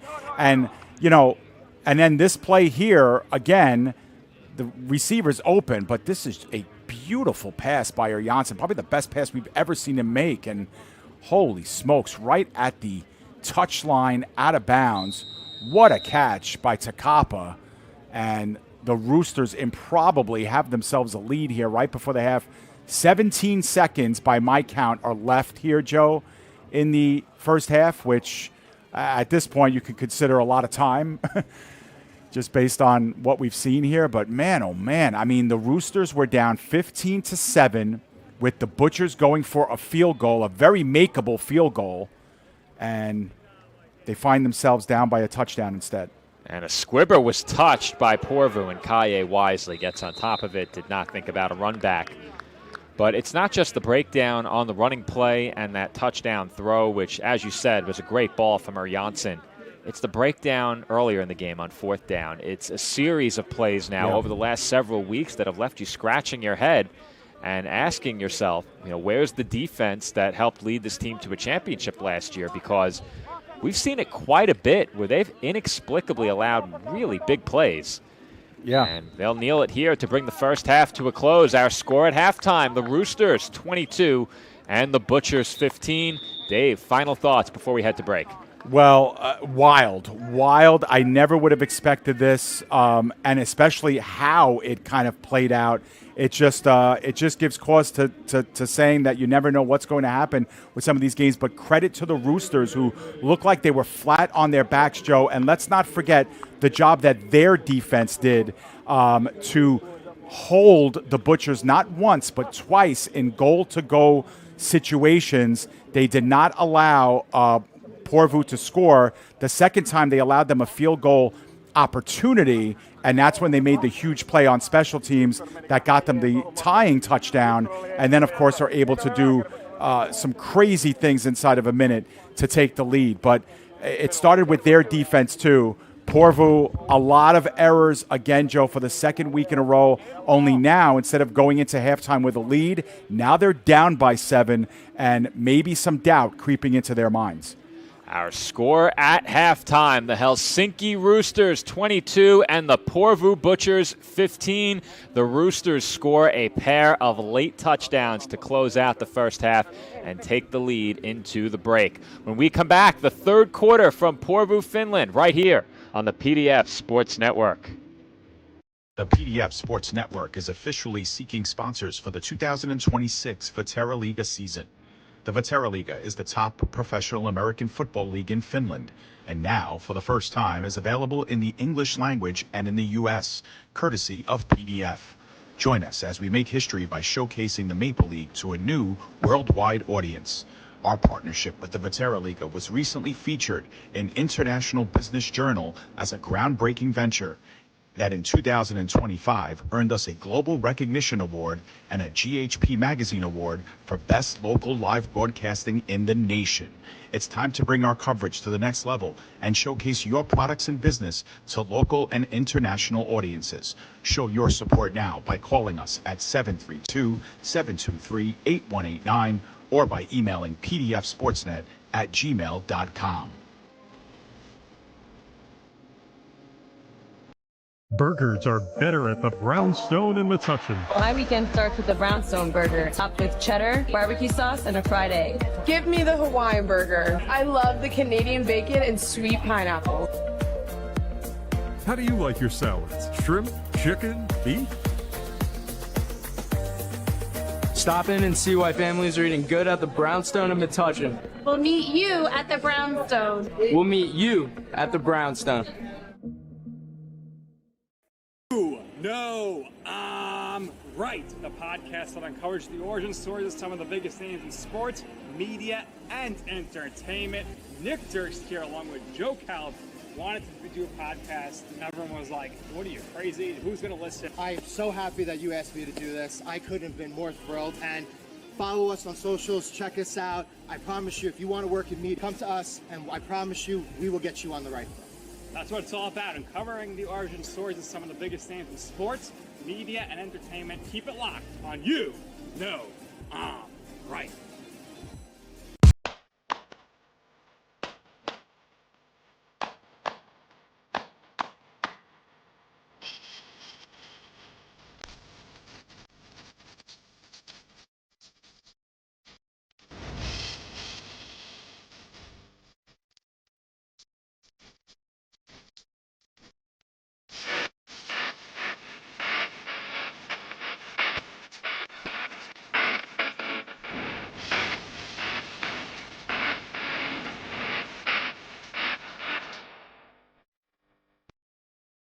Refined, restorative, results-driven. At CMX iMed Bar, we blend medicine, aesthetics, and wellness into one luxury experience, led by Dr. Angela Roque. Located in the heart of Pier Village, Long Branch. Visit cmximedbar.com or text 9089232694 to look better, feel better, live elevated. Attention local businesses and professionals. Isn't it time to elevate your game? Now you can advertise your business or product on PDF Sports Network. Your ad will appear on all of our broadcasts, including this one. Don't have a commercial? We'll make one for you, absolutely free. What better way to showcase your product and brand while supporting the best local sports, teams, and leagues? Call now at 732-723-8189 or visit us at pdfsportsnet.com. And we are back from Porvoo, Finland, where at the start of the second half, the Helsinki Roosters on the road lead the Porvoo Butchers by a score of 22-15. Joe Foreman on the call alongside David Pizzuto. And Dave, you mentioned how surprised you were at how this game turned around in such a short time late in that first half. And we've seen the Butchers victimize opponents in that way, more so in the second half, as we saw a couple of weeks back now in Kuopio. Late in the game last week, Seinäjoki flipped the tables on the Butchers here in Porvoo, and now the Roosters have gone on the road into Porvoo Central Field and surprised the Butchers through the first 24 minutes. How can the Butchers turn things around, and how important is this first drive of the third quarter for the Roosters? Oh, it's huge because the Roosters have a chance. You know, you've got the defending champs kind of like staggering. They're staggering back. It's a big prize fight. You've hit them with a couple of big shots.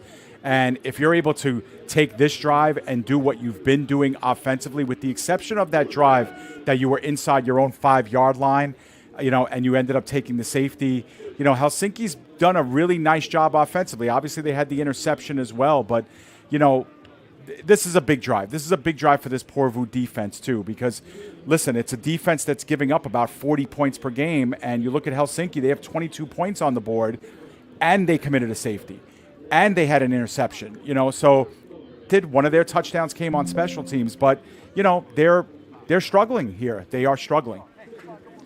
Yeah, and I think when you look at what this Roosters team has done offensively in this game, you have to be impressed with some of it. And then there were some critical errors along the way that certainly hurt them as well. You mentioned the interception by Janssen. I think that's the one play that you look at and say to yourself, you'd really like to have that one back. Those are the kinds of turnovers you simply can't afford. The offense was put in a tough spot, backed up against their own goal line, but again, that is not the fault of the offense. It's not really the fault of anybody being put in that position. As I said at the time, great teams do find their way out of those spots, and the Roosters did just that late in the first half. After conceding the safety on the intentional grounding, which by our estimation may or may not have been intentional grounding, the Roosters came back late in that first half with very similar starting field position and took what looked to be a running play that was aimed at getting us to halftime. They turned that into a massive gain. They took it deep into Porvoo territory. One play later, they're on the board for 6.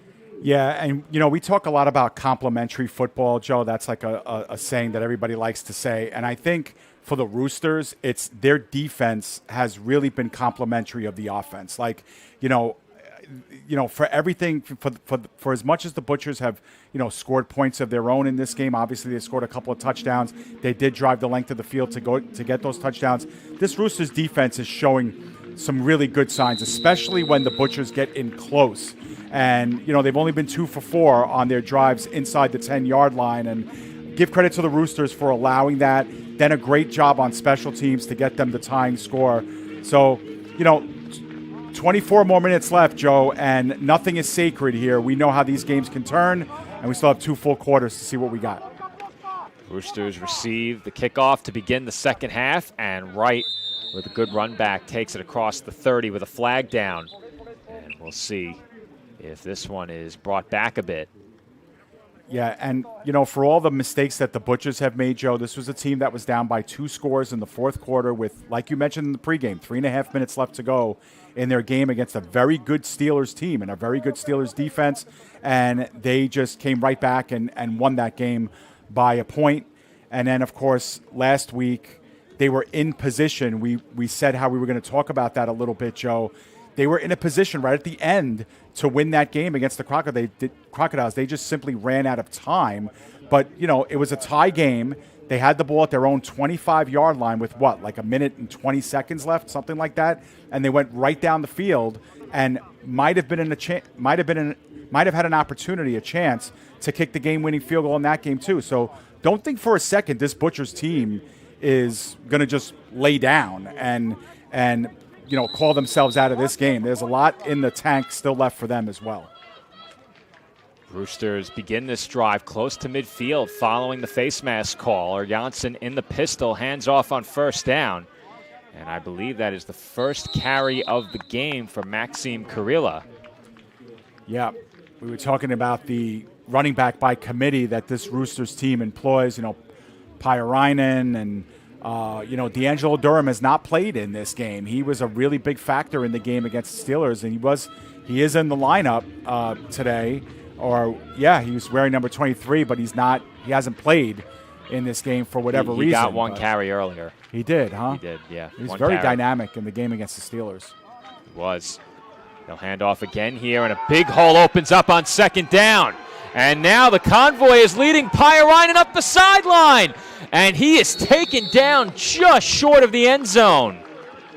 Well, the convoy pretty much threw the defensive back into Pyrainen at the end. Otherwise, Pyrainen's going in for a score on this play. Wow, what a great run by Pyrainen, who now has over 100 yards just on those couple of carries. Goal to go for the Roosters. They get to the line quickly. Heavy set. Janssen diving toward the end zone. I'm not sure what that was. No can do. Ran into a brick wall. I mean, if he's going to go for that dive, he's got to dive over. This was the run by Pyrainen a little bit earlier, but what a job he does getting to that second level and really showing off the speed. We didn't see a lot of this last year from Pyrainen, and yeah, if not for that little shove of the defensive back right into him inside the 5, he's probably going to go in for the score. Well, it goes without saying, the Roosters have to score a touchdown here. Absolutely. Second and goal. Janssen hands off Pyrainen. He stood up, and the play continues, and he's finally brought down. I thought they were going to blow that one dead, and the Roosters think they have a score, and they do. The signal came in from the far sideline. It's a Roosters touchdown. Wow.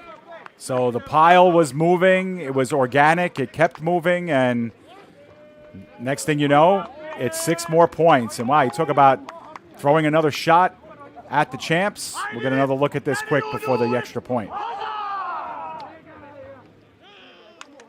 Honing on for the PAT. And the Roosters have scored 3 unanswered touchdowns. PAT, I believe, was no good. Yeah? It is no good. It is no good. The Butchers certainly thought so, and based on the body language of the Roosters, I'm inclined to agree. All right. So I did queue up the replay. We might get it in a couple of seconds, but just try to slow it down as much as possible. But, yeah, Joe, they did the job, though. We talked about trying to get the 2-for-1, of course, at the half and getting the ball back and setting a tone. The Butchers, it was a big drive for them defensively. Well, we know who won that war right there. It was the Roosters all day. And here we go. I mean, just now the Butchers down by 2 scores again. Helsinki trailed this game 15-7, and it looked unlikely that they were going to be able to get more than 1 additional possession to close out the first half. They block a field goal, or at the very least they blocked an extra point and then forced what I can only call a field goal attempt without a kick into a touchdown. The fumble occurred out of the hands of the holder, Haudakangis. It was run back by the Roosters, and from there it's been all Helsinki. Kickoff on the way. It's a good one. And, you know, Dave, I should have brought this up earlier with the leg that Ruhonen has. I'm surprised they haven't kicked it through the end zone or toward the end zone more. Yeah, that's true. That's true. We made mention of that earlier in the first, too. Like, they have the ability to boom these things out of the end zone. And I think we mentioned that on the safety kick, you know, why they wouldn't just boom it down the field. But, yeah, it's something that they have in their arsenal, too, a strong kicking game. Not the most accurate of kickers on this Roosters team, but they got the leg, that's for sure. Isom in the shotgun. Again, a lot of big bodies on that offensive line. Plus the additional back on the edge. And he'll fake the handoff and throw downfield complete. And the Butchers connect on the big play for a touchdown. Ahmad Al-Rubai from Donovan Isom. Well, that's a well-timed timing pattern. A little bit of showboating at the end will lead to a penalty on the Butchers, but this touchdown will stand, and that's something, Joe, that has worked in this game for the Butchers. The throw to the middle of the field. Usually it's been Sepinen. That time, as you mentioned, Amjad Al-Rubai makes the catch and the run. He's got the speed and the goods to get it to the house, and wow, just like that, one play, and they get the 6 points right back. And you mentioned it, the showboating will result in a penalty call, and you get the momentum in your direction with that score. You might be able to pull within 5 or 6 here and very quickly erase that last Roosters touchdown. But to give away 15 yards with the personal foul is just nonsense in a game where leading up to that play, you're trailing by 2 scores. Yeah, that's true. And I don't know if he did that much showboating, but it was enough to get the flag. He did it right in front of the official, too. Well, if it's enough to get the flag, it was too much. Yes, too much. You should know Isom will throw for the 2-point conversion. He threads the needle. Sepinen on the receiving end. And the Roosters are left in disbelief. They're left in disbelief, and 2 absolutely gorgeous throws by Isom. And, you know, right before he threw that pass, the touchdown pass, Joe, to Al-Rubai, I was thinking, here we go again. They're throwing the ball on first down. Why are they doing this? They're down by 2 scores, get back to the running game, but they showed me, at least they showed my thoughts, what's what. Isom with a gorgeous pass to Al-Rubai on that touchdown, and then that threading of the needle, just like you said, to Sepinen for the 2 points. And just like that, Joe, one play later, the Butchers actually are winning the third quarter 8-6, and they've already gained 2 points of ground on the Roosters since halftime. They're now down by 5, and granted, the Roosters should get the ball back in good field position here, but for what it's worth, the Butchers have answered and then some here in this quarter. This game has been doing everything possible to live up to the hype that was the last 2 weeks, because we had an all-time classic between Kuopio and Porvoo. We then ended up with a scheduling change last week that had us covering the Crocodiles and the Butchers. That game topped the prior week, and now this game is going to give last week a run for its money. The Roosters are going to get good starting field position here following the personal foul and a good run back on that kickoff. Helsinki will take over just outside of the Butchers' 45-yard line. Yeah, nice job by Max Poikonen to, you know, corral that and reach it as he was running into the ball and got a good head of steam. And they'll start inside of Porvoo territory at the Porvoo 47-yard line. And again, the Porvoo Butchers defense is going to be, you know, called out. They're on the spotlight now, and they need a big stop here for their offense to get them back on the field here. And on a short field, can they slow down this Roosters attack? Yeah, at some point, this Butchers defense is going to need to put together a stop, as that handoff is going to result in a nice gain once again on his second carry of the game. Kurilla picks up a first down and more. Yeah, and again is able to find the hole pretty easily there, off tackle to the left. He kind of, I think he wanted to start that one inside, but then realized I have all the space around the corner here, and takes it for a healthy gain of 17 on the play. Roosters to the line quickly, working out of the pistol, trips to the right. Kurilla the motion man, they'll throw the screen left, and that is good coverage on that play by Vuiha. He was all over it. Going back and seeing a replay of that last carry that went for the big 17-yard gain, but you could see starts out in the middle and then says, I got plenty of room on the outside, and just not enough black jerseys there in open space. Vuha blew that play up as we get another look at that first down run moments ago. Trips to the right once again, this time Janssen in the shotgun. Flanked by Kurilla, he will hand off, and Kurilla gets away from an arm tackle and is able to pick up about 2 or 3 yards. Yeah, good job by Kurilla to get those 3 yards, as Pyöräinen, who had the big runs on the last drive, yielding a little bit to Kurilla here. But this is a big play coming up. 3rd down and 7, 4 down territory here for the Roosters. But, 3rd and 7 here, there are a lot of options, but you definitely need 3, 4, 5 yards on this play to feel comfortable if you're the Roosters. Yeah, I think there's no doubt they will go for this if they don't pick up this first down, or Janssen will throw short of the sticks. And I think Veikkamäki lost his footing big time there. Yeah, he's about 6 yards short, so that only went for about a gain of 1 on the play. And Porvoo brought a little bit of heat on the play. Let's make it a 4th and 5. They brought in the extra defender. They rushed 5 on that play, and they are going to kick a field goal here, Joe. We're looking at a 41-yard kick here for Ruhonen. Ruhonen has the leg, no question about it. So if you're confident in his accuracy, by all means, you kick this to go up 8. That being said, I'm a bit surprised. Field goal attempt on the way. It is up. It has the distance, and it is good. How about that show of confidence in your kicker? Yep, and he kind of nursed that one over, Joe. We know how powerful his kicks can be, and I think he took a little bit off this kick, Joe, for the sake of keeping it direct. And, again, I can't speak for him. I don't know exactly if that's what he did, but we've seen him kick bombs, line drive bombs from this distance, and they clear the post by 20 yards. They just end up, slicing to the right or left. This one he kind of babied over, if you will. And, yeah, good target practice right there. Successful for 3. And now the Roosters are leading the quarter by 1 point. It's 31-23.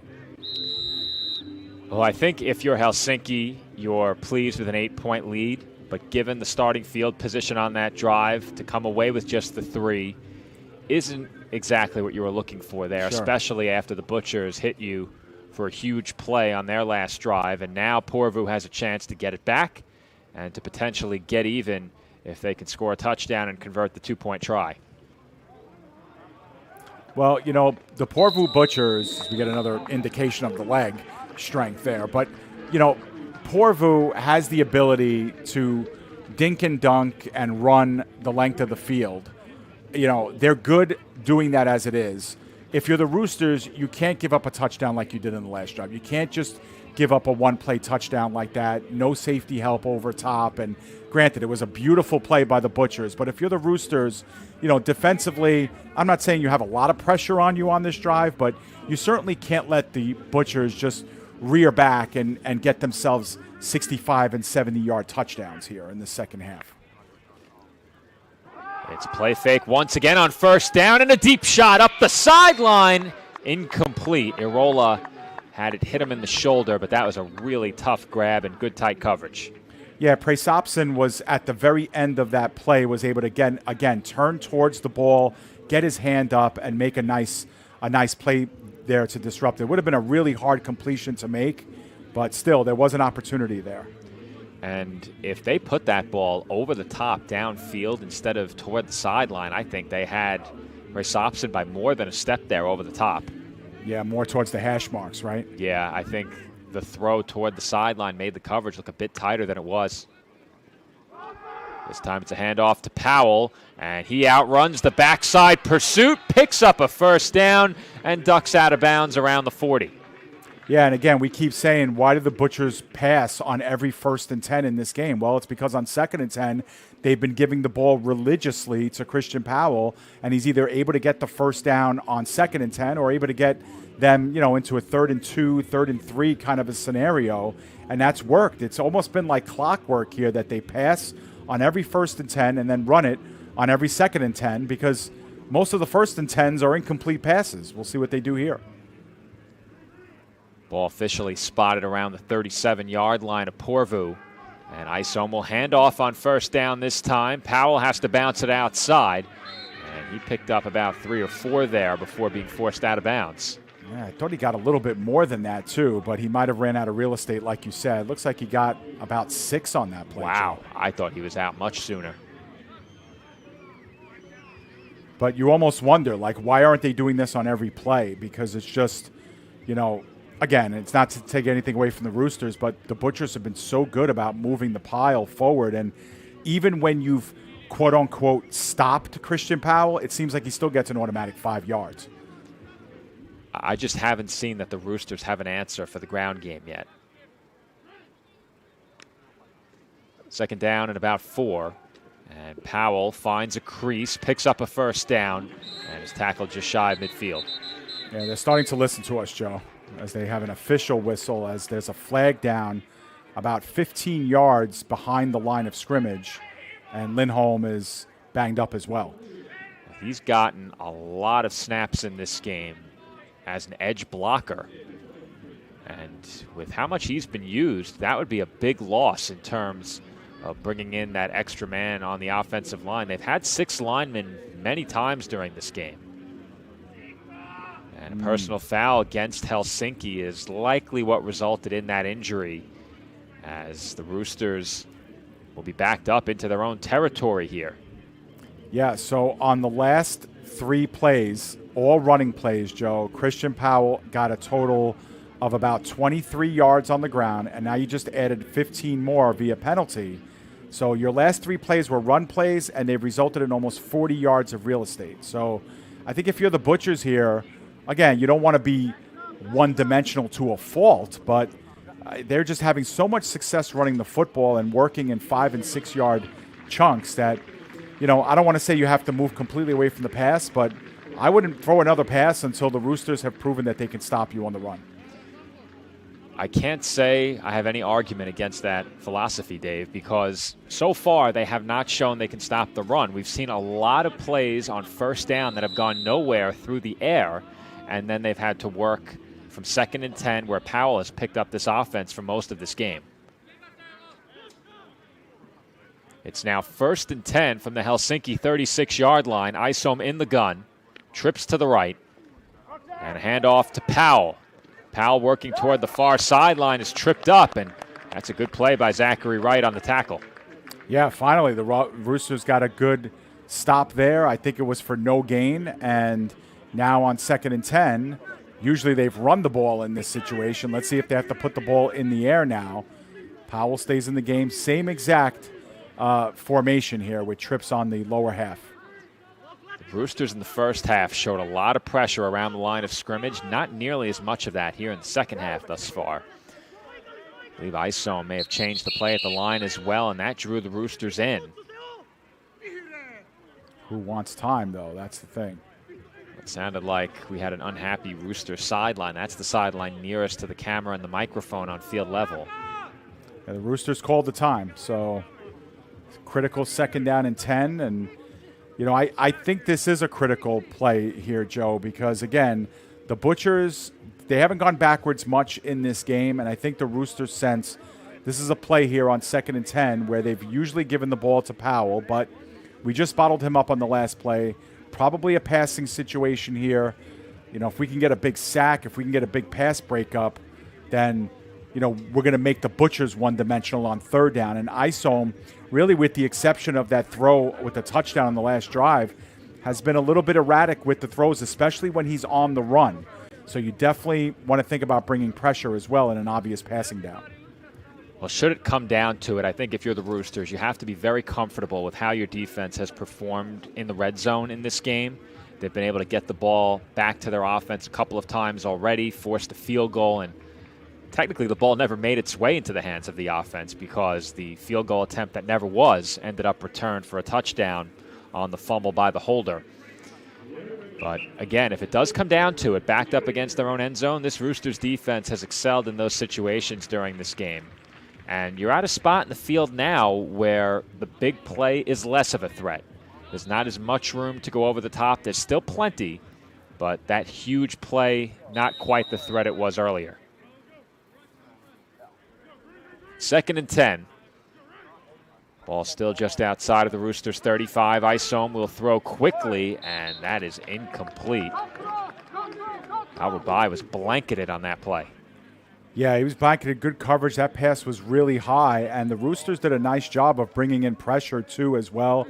They almost got to Isom too. You think that that's going to be something that they want to do is get Isom, jumpy back there in the pocket. Once again, the Butchers line up with trips to the right, this time on 3rd and 10.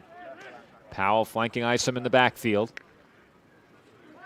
And Isom wanted to keep it and get smothered by a pair of Roosters. What was that? Well, I don't know if there was a missed block there in the back, but it looked like, I think that was Powell back there that was supposed to provide some support, but they didn't get a chip at all, and the Roosters just got insane, penetration there, and were able to get the big sack for a 5-yard loss. Our replay hasn't populated, but once it does, we'll get another look at it. I thought that was a draw play, Dave. The way that Isom held the ball and eyed the trips look near the bottom of the screen, I thought for sure they were running an extended draw play to Powell. Yeah, it looked like it. There was enough of a delay there. He was in no position to take the handoff as the Roosters nearly blocked the punt. And the Butchers touched it. The Roosters can get a free run back here. And they tried to take advantage, but the Roosters couldn't make anything of that opportunity. Wright was taken down. The Butchers did well to get on Wright. That was odd, Dave. Yeah, I don't know what happened there on 3rd down, but there was certainly a miscommunication somewhere because Powell was in no position to take a handoff. There was no blocking, and I don't believe the Roosters blitzed either. I think they sent 4. Well, let's see. We're going to get another look at it now again, and I can't really see on my screen. Once it goes on the big screen, we can take a look at it. Yeah, I think there's only a 4-man rush, and I think that there was just no chip there, and I think that could have been a designed keeper for Isom, but there was nowhere for him to go with that ball. You know what? As we get a look back to live action at the handoff on 1st down, I think what happened is Powell was supposed to take the handoff, and before he could even receive the exchange from Isom, one of the Roosters was already impeding his path to the football. Yeah, that's a good point. I think that's what happened. There was just nowhere. There's just no real estate there. It was like a big meeting in the backfield. We'd have to think we're working close to the end of the 3rd quarter. Yep. It's 2nd and 10 for the Roosters as Janssen throws one into the turf, incomplete. And you could see the Butchers just sitting and waiting for that short, quick throw. Yeah, and even on that 1st down, they kind of brought 6 in and were kind of selling out with the run blitz. We're able to get the no gain. And on that last play, the Butchers are not really yielding a lot of space there to the wide receivers. They're almost daring the wide receivers to have to go over top and behind the defense here. And now on 3rd and 10, that might be what they need. Maybe force Janssen into a bad throw. He's going to have to make a good one here. Trips to the right on 3rd and 10. Janssen has time, throwing downfield. And was that caught? No, it came loose on the way down. An opportunity there for Corinthians Edmonds. We said his name last time we covered this team, but have not said his name yet tonight. Yeah, and Edmonds wanted a pass interference, or at least the bench did. Let's see if I think Vuha got there a little bit early. I'm going to slow this one down here. We get a better look at it. Vuha is looking back at the ball, and there's a little bit of contact, but not enough. And I like the non-call there, especially with Edmonds going out of bounds. 3 and out. Big stop for the Butchers. Yeah, I think Janssen had a bit more time than he thought, as that punt is a sky-high kick. A lot of hang time on it. It comes down and takes a great bounce for Helsinki across midfield before coming to rest at the 40.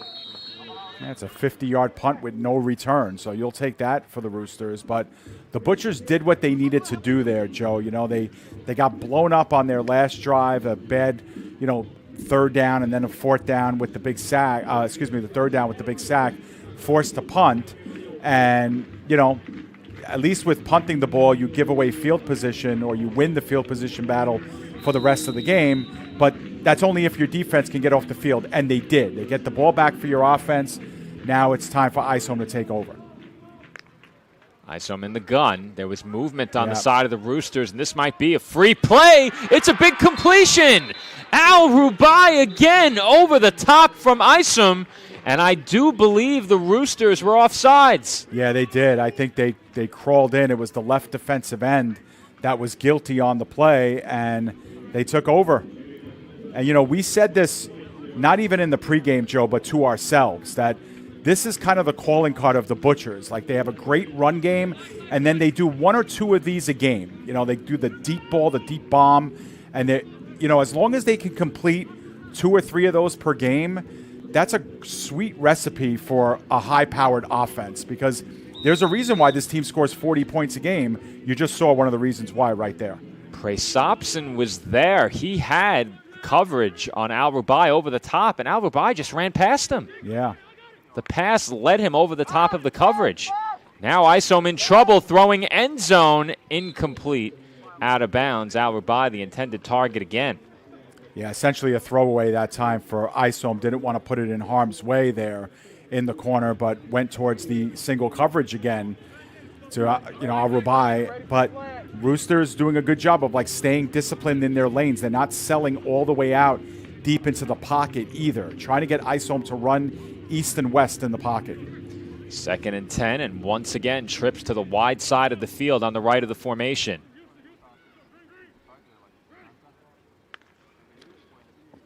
Isom looking to throw, end zone, and caught! Sepinen for the touchdown! And that is a strike from Donovan Isom, and the Butchers now will have a chance to tie it with the 2-point conversion. Well, what did we say on the last drive, Joe? That's one of the areas of the field where things have been working all game for the Butchers, right in the middle of the field. And again, Isom able to see past his lineman and just throws a strike, as you said. And Sepinen making them pay. He's had a big game in this one, and just like that, the Butchers with a chance to tie this one up. We have seen some very impressive throws from both quarterbacks as Isom will throw for the 2-point try. And there was a lot of contact there, but no flag and no protest from Mickey Kaye. So the Roosters will remain in the lead. They're in front 31-29, but the Butchers have seized momentum back in this game and are now within 2. Yeah, now they're starting to make the really big plays. And again, all of that was born with their defense getting a big 3-and-out, Joe. You know, I think that was real paramount for them, pinning the Roosters at their own 10-yard line, forcing the 3-and-out, getting the ball back in good field position, and then taking advantage of some Roosters errors. You know, the free play down the field, great play made on the sideline by Al Rubai. And the only negative was this throw by Isom here on the 2-point conversion. You know, this is kind of thrown into no man's land here, but we'll forward this a little bit. Yeah, but I think. Yes, poor throw. I think it goes without saying, at least for you and I, this is by far the most prolific the Butchers' passing game has looked all year. Yeah. It's as consistently as they've thrown the ball, so I think that's certainly a part of it. But we've seen Isom make some throws in this game that they haven't even been willing to attempt in other games. Yeah, and it's been all in the middle of the field, too. I know that sideline catch by Al Rubai is the difference there, but it's a chance.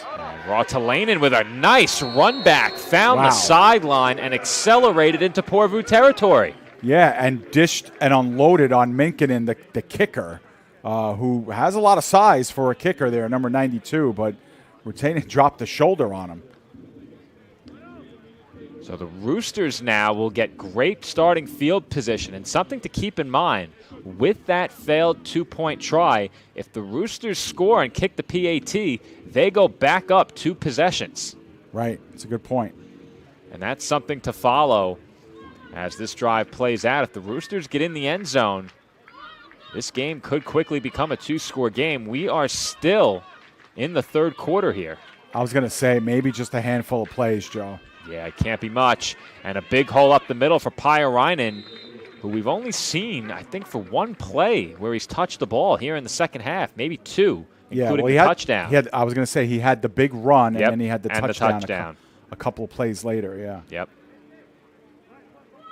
Now, I have this as a 2nd and 3, but we'll see.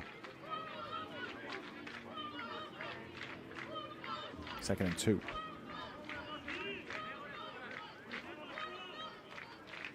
Trips to the right. Janssen working out of the shotgun. It's 2nd and 2. And Janssen wisely covered up as he nearly got stripped. Well, Porvoo, you could see them coming in on the blitz. It was pretty evident that they were going to bring some heat.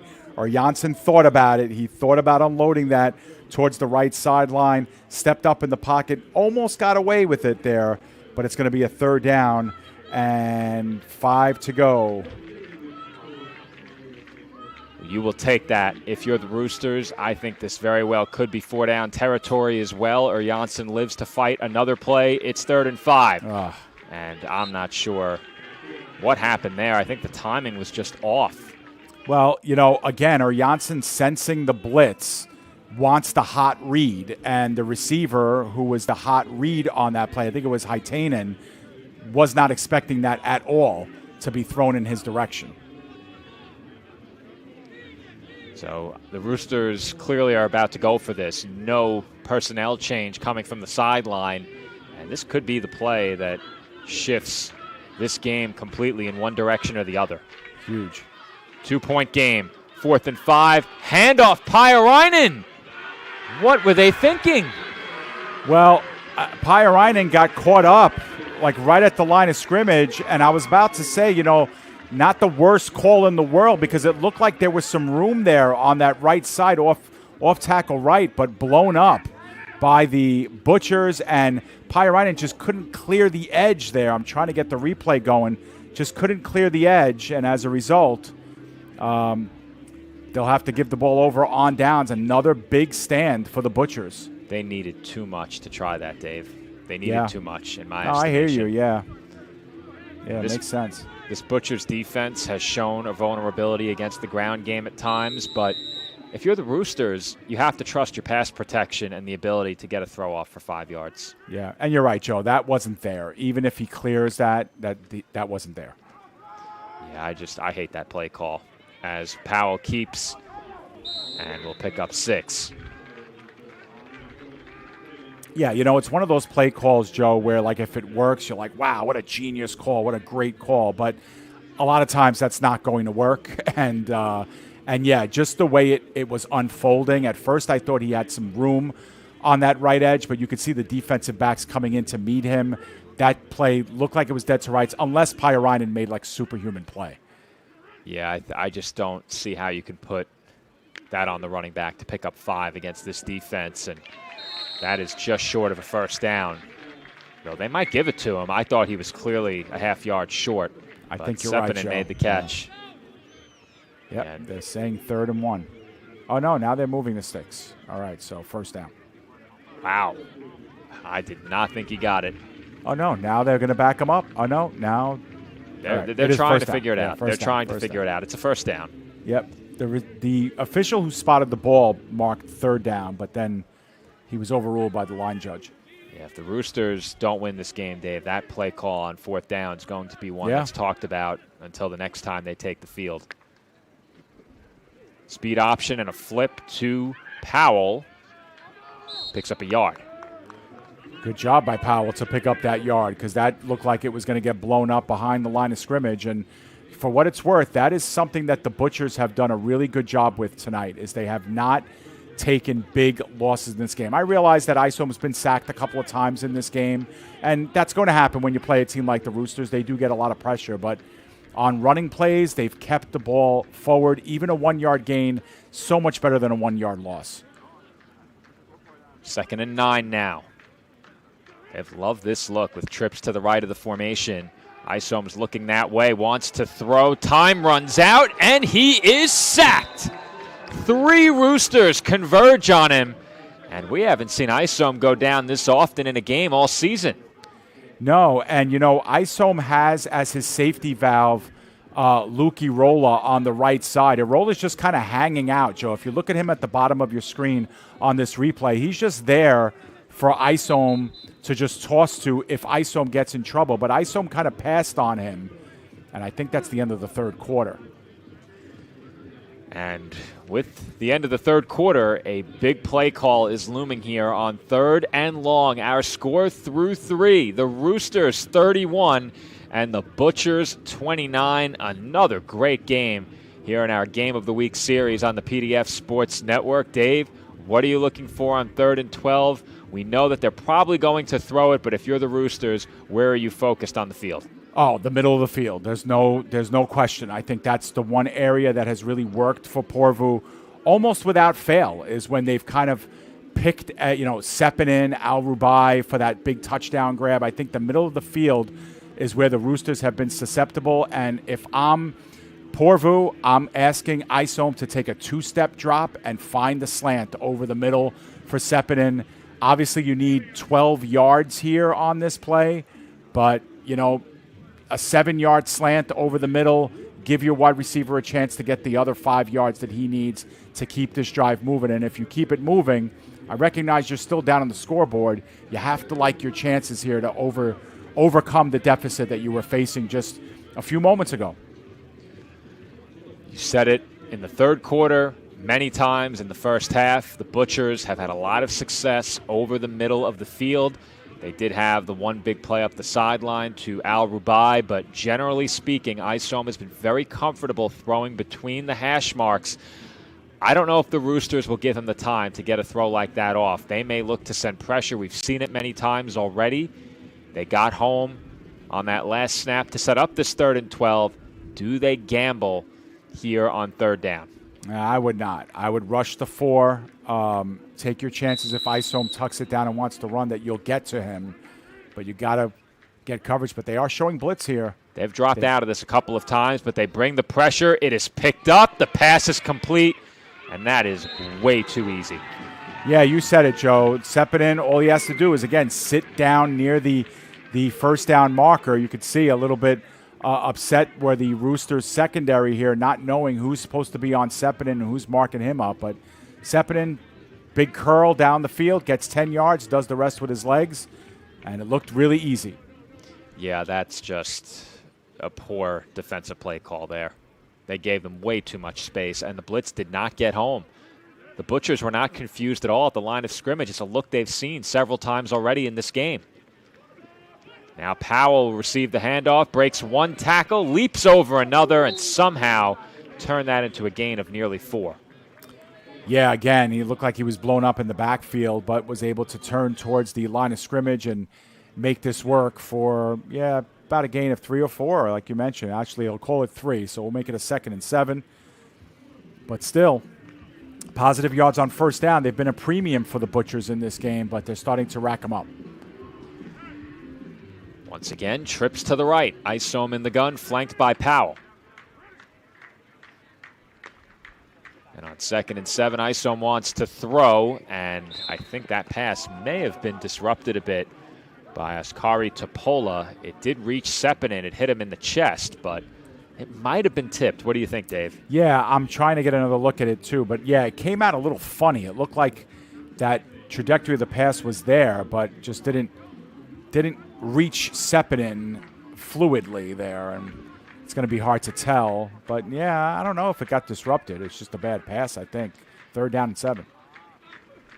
Isom looking to throw again, has good protection, and has Sepinen over the middle, complete. Yeah, that has just been there the whole game, and I don't know if you're the Roosters what you do to kind of eliminate this. But yeah, I mean, the coverage is okay. It's just soft. He's sitting in between, the two zones, the linebacker and the defensive back. He's just finding and weaving his way through.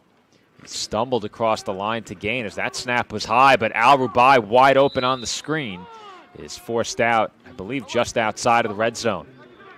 Yeah, we haven't seen a lot of this from the Butchers, but we've seen a lot of it this season from them. And, getting back to it, using the periphery, letting your receiver do most of the work there.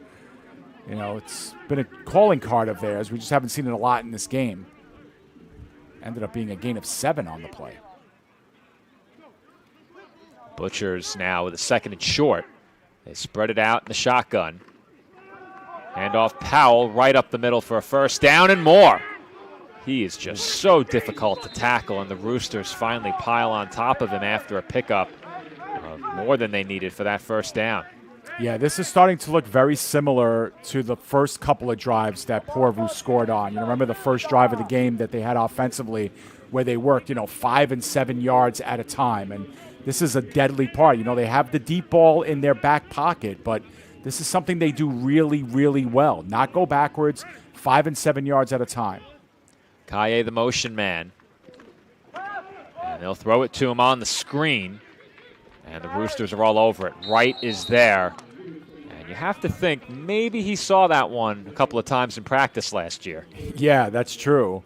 And the Roosters also brought pressure on that side as well. So all things considered, they were able to get there and keep that play to a minimal gain. I think it was only 2 yards on the play as the ball's being spotted just inside the 15 here with the first down marker at the 5. So really no gain on that play. I think if there's a time that the Roosters may look to pressure on this drive, it might be here. They've had no success blitzing on third down. Here they come. And Isome's flushed out and taken down for the sack. And you could see that before the play, Dave. They were coming. Yep, and I was going to say, this is the area of the field where the Roosters' defense has been really, really good. Once they get close to the red zone, maybe without all that open space there, they've been able to keep the Butchers bottled up. Isome has a couple of rushing touchdowns from inside the 5, but other than that, once they get into that goal-to-goal territory, it's been tough. Now, that last play took place at the 15-yard line. They went back, 9 yards on the play.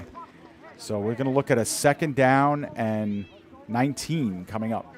Those are 9 valuable yards they lost there, Dave. And when you run that replay back, if you have it, I don't. What they did differently on that play versus the last blitz, which makes that a much better play call, is they disguised that look. They did not disguise it at all on third down. They crowded the line and sent everyone who was crowded up near the line of scrimmage. On this particular play, looking at the defensive formation, you couldn't immediately tell they were going to blitz. I sensed they would based on the way they've called this game, and they did, but they didn't show it right away, and I think that's what made that play work. Yeah, fair point. Third and long. Isome with time, throwing deep over the middle, complete for the touchdown. Sepinen puts the Butchers in front on the throw from Isome. I'll tell you what, the Roosters are going to have nightmares about number 11 in black today. Sepinen, who went over 10,000 career yards last week in the loss to the St. Aoki Crocodiles. He is having himself a day and a half. That's like his 7th or 8th catch of the game, Joe, and that time it goes for 6 more. And again, middle of the field, gets behind the defense inexplicably, and the Butchers, who were down by 13 points, are back up top. It's amazing. This team doesn't blink when they're down, and now they're up, and they're actually up by 4 here with a chance to go up more. Well, I have to say, Dave, when the Roosters haven't blitzed in this game, their coverage down the field has been very poor. Very poor. True. Yeah. When Isome's had time, and I'm not talking exceptional time where you're looking at 3 seconds plus, if he's had more than a second and a half, 2 seconds in the pocket, the Roosters have not been able to cover for that long. They need instant pressure to slow down the passing game. It's true. It's true. And that was on a second down and 19 where Sepinen gets behind everybody on the defense and is in the end zone alone. Isome for 2, and it was dropped. That was what appeared to be an easy pitch and catch. Arola had to kind of spin around and got 2 hands on it, and that's a good throw because there was a defensive back over the middle in coverage as well. Right there was Topola, and Isome protected his receiver Irola there, but Irola couldn't hold on. Yeah, we've seen a few drops this season from Irola, kind of unconventional for him. He's usually very sure-handed, but that leaves 2 points on the board, and they're big points because instead of a 6-point lead, you're up by only 4. So a touchdown here by the Roosters gives them back the lead automatically. And, yeah, it is tough. We're going to get another look at that drop here by Irola. That one hurts. If you're the Butchers, now your lead is only 4, but in the grand scheme of things, there is a difference, obviously, between 4 and 6. However, if you go up 6, this game is going to come down to either a PAT or a 2-point try. You presume a PAT. Yeah, absolutely, with the way that they've been able to kick the ball. But now instead, a touchdown automatically gives you the lead for the Roosters. Short kick, played on a bounce, and that could be trouble. Wright looking for room is across the 40 and powers his way close to the 45. And I'm not sure why they kicked it short, Dave. Yeah, Minkinen doesn't have the kind of leg that Ruhonen does on the other side, but still, you're right. I mean, that's a kind of a script kick to the guy who you don't want the ball in his hands anyway. But, yeah, the Roosters get a relatively short field out of this. And, going back to what we said in the pregame, Joe, for all the mistakes that the Butchers have made in games, they consistently put up about 40 points per game. And here they are, right back at it, 35 points. After, 15 in the first half? They've already scored 20 here in half number 2 and are right back with the lead. And, again, if you plan to beat this Butchers team, you better plan to score a lot of points. Bit of a low snap there, and Pyrainen is decked. And the ground game for the Roosters now is being put on halt. How will they respond here?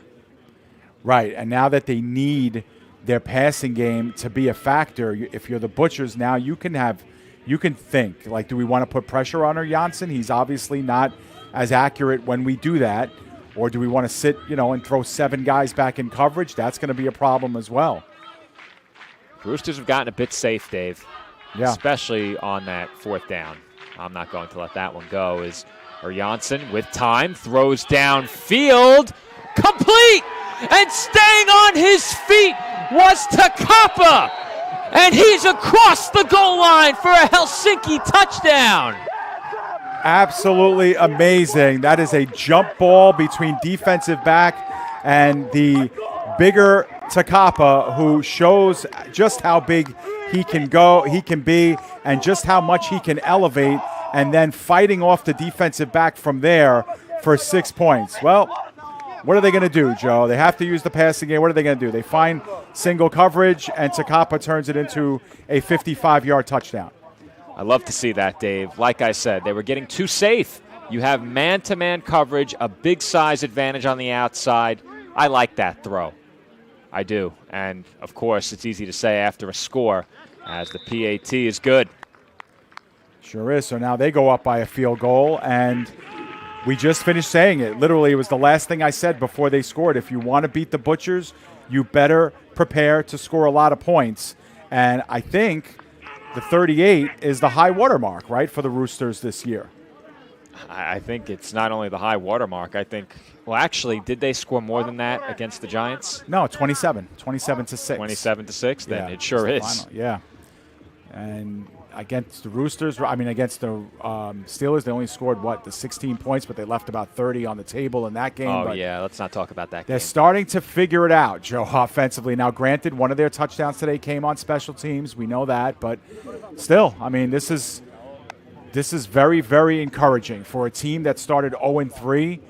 Very encouraging. Again, there's a lot of time left in this one. I wish we knew exactly how much, but if we think for any second that the Roosters have this locked up, we have a lot more to go, I'm sure. And I think both of these teams have showed you what they've needed to offensively in this game to make you think, okay, they seem to have it together now at this point, because we did not see anything remotely resembling this from the Butchers in the air in any of the games we've covered them, or from the Roosters in the one game that we covered them. True. That is not a big run back on the return. Helsinki energized as this drive for Porvoo will start inside of their own 25, and that might be the worst starting field position for any team in this game off of a kickoff. Right, off of a kickoff is right. Yeah, the Roosters have had it. Yeah, they've had it in far worse position. Exactly. But the Butchers have to start thinking about the clock too, Joe, because their last drive, was very methodical, 5 and 7 yards down the field. If they can piece together another drive like that, they'll take this quarter all the way down. Bit of a low snap. Isom quick throw, dropped. And You know, you mentioned Irola has been on the wrong side of some drops throughout the season. We've seen that play out a bit in this game, but, you know, in the passing game, the Butchers have had quite a few of these all season. Yeah, that was Al Rubai that time with a big drop. We've seen Mickey Kaye drop a couple of passes. Sepinen really's been the exception in this game. He really hasn't dropped anything. We haven't seen a lot of drops from him this season. Just like that, it's 2nd and 10. Powell in motion pre-snap. Isom looking to throw, flushed out to his right, has running room, and has the first down. And he is holding on to that football for dear life there. Yeah, and that time, you know, they got Powell out in the flat, you know, almost on the, you know, with a running start, and they looked to him first, and then I thought Isom wanted the middle of the field again. I think that's where he was looking, but wisely just decided to tuck it down and got 12 yards on that gain. That perhaps can jumpstart this drive for Porvoo as they'll throw a quick screen on first down. Irola is wrapped up and stepped on the sideline. No gain on the play. Right. And that time the Roosters had 2 players there, and kind of working through the block was Ikahimo on the play to make the stop, number 33. Once again, 2nd and 10. Perhaps a bit more than that, as that play looks to have gone backwards a bit. We haven't said that often in this game for the Butchers. Trips to the right, Isom in the gun, directing traffic. The Roosters showing pressure, and they're coming. It's a speed option, and Powell has one man to beat on the edge. And a good effort there, followed by a big hit from Presopson. Yeah, I think Presopson tried to hold up a little bit and just kind of like slid into Powell as Powell went down. And yeah, he did get under him. You're right. He did get under him. But it's going to be 3rd and 10. I don't think they gained anything on that play. And this is a big play coming up here for the Butchers. Obviously, they're down on the scoreboard, so they might even go for it on a 4th and long at this point. Depends on how much time is left. It's about a 3rd and 7. Just 3 receivers on the field here. Make that 4. There was one in tight. Oh, Powell's wide open. Well, Isom doesn't see him. There's a flag out. And I don't think this play is going to stand. But for now, it's a first down. Yeah, and who else? Sepinen again with another catch. Yeah, he knows it. It's a penalty against the Butchers. So this one's going to back up 10 yards. And now Helsinki might be one stop away from giving their offense a chance to ice this game.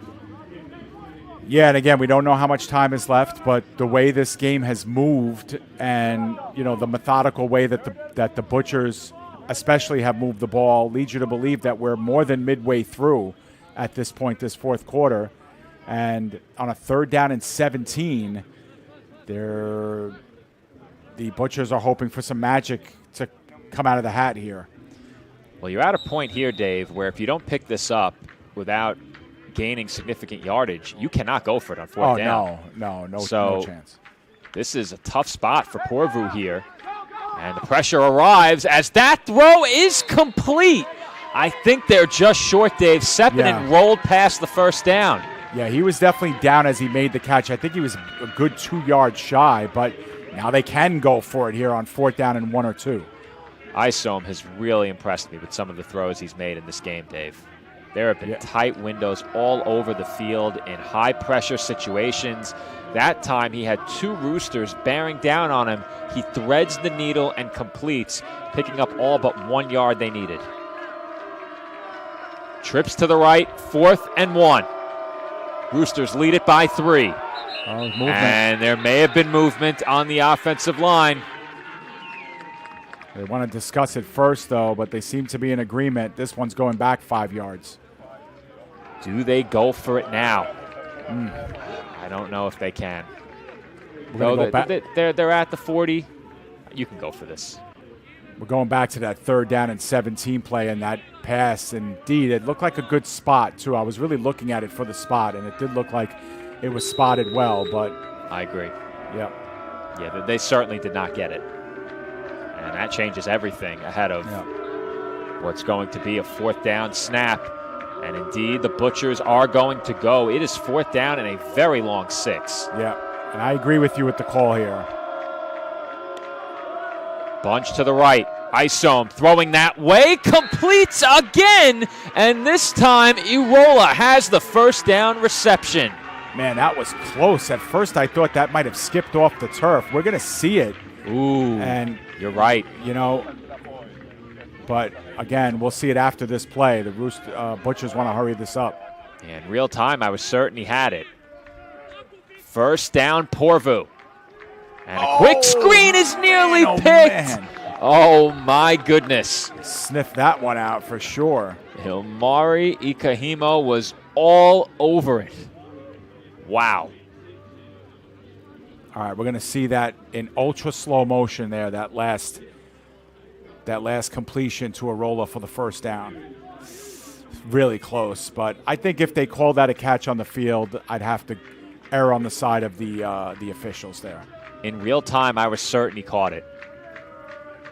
It looks to me like he caught it on replay. Yeah, me too. Powell, the motion man. Isom under pressure, avoids the pressure, throws downfield, and wide open is Irola. He has it at the 15-yard line.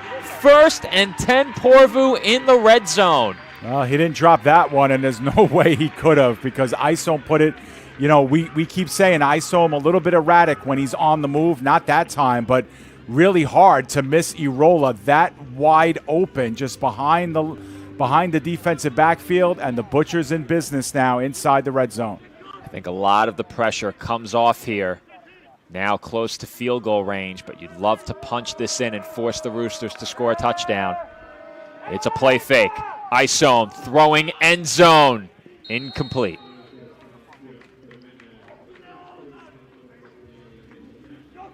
The intended target there, Sepinen in the back corner of the end zone, but that ball sailed well over his head. Yeah, we're getting another chance to see that replay of Irola getting past the defensive backfield. And, yeah, I try to keep my eye on him, and he just kind of ran that streak and found himself wide open.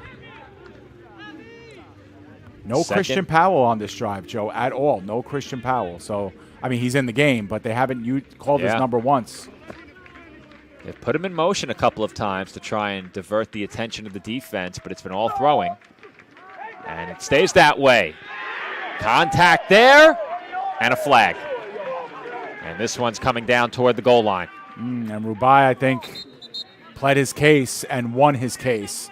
And now they're going to discuss it, Joe, because let's see. I'm going to try and get the replay if it populates here just to see if there's a tug there. Will it be holding or pass interference? That's another part of the equation here. Yeah. Or will they pick up the flag, too? Because it looked like Rubai kind of called that himself and kind of willed the official to throw that flag. Because it certainly came out late, and the Roosters bench was really ticked off about that. They still are discussing it. I don't know. I mean, that's tough. I'm about to see the replay, and it's pass interference. Yes. I'm watching the replay on a bit of a delay now. That's got to be something. It's either holding or pass interference. Yeah. It's just a matter of which one.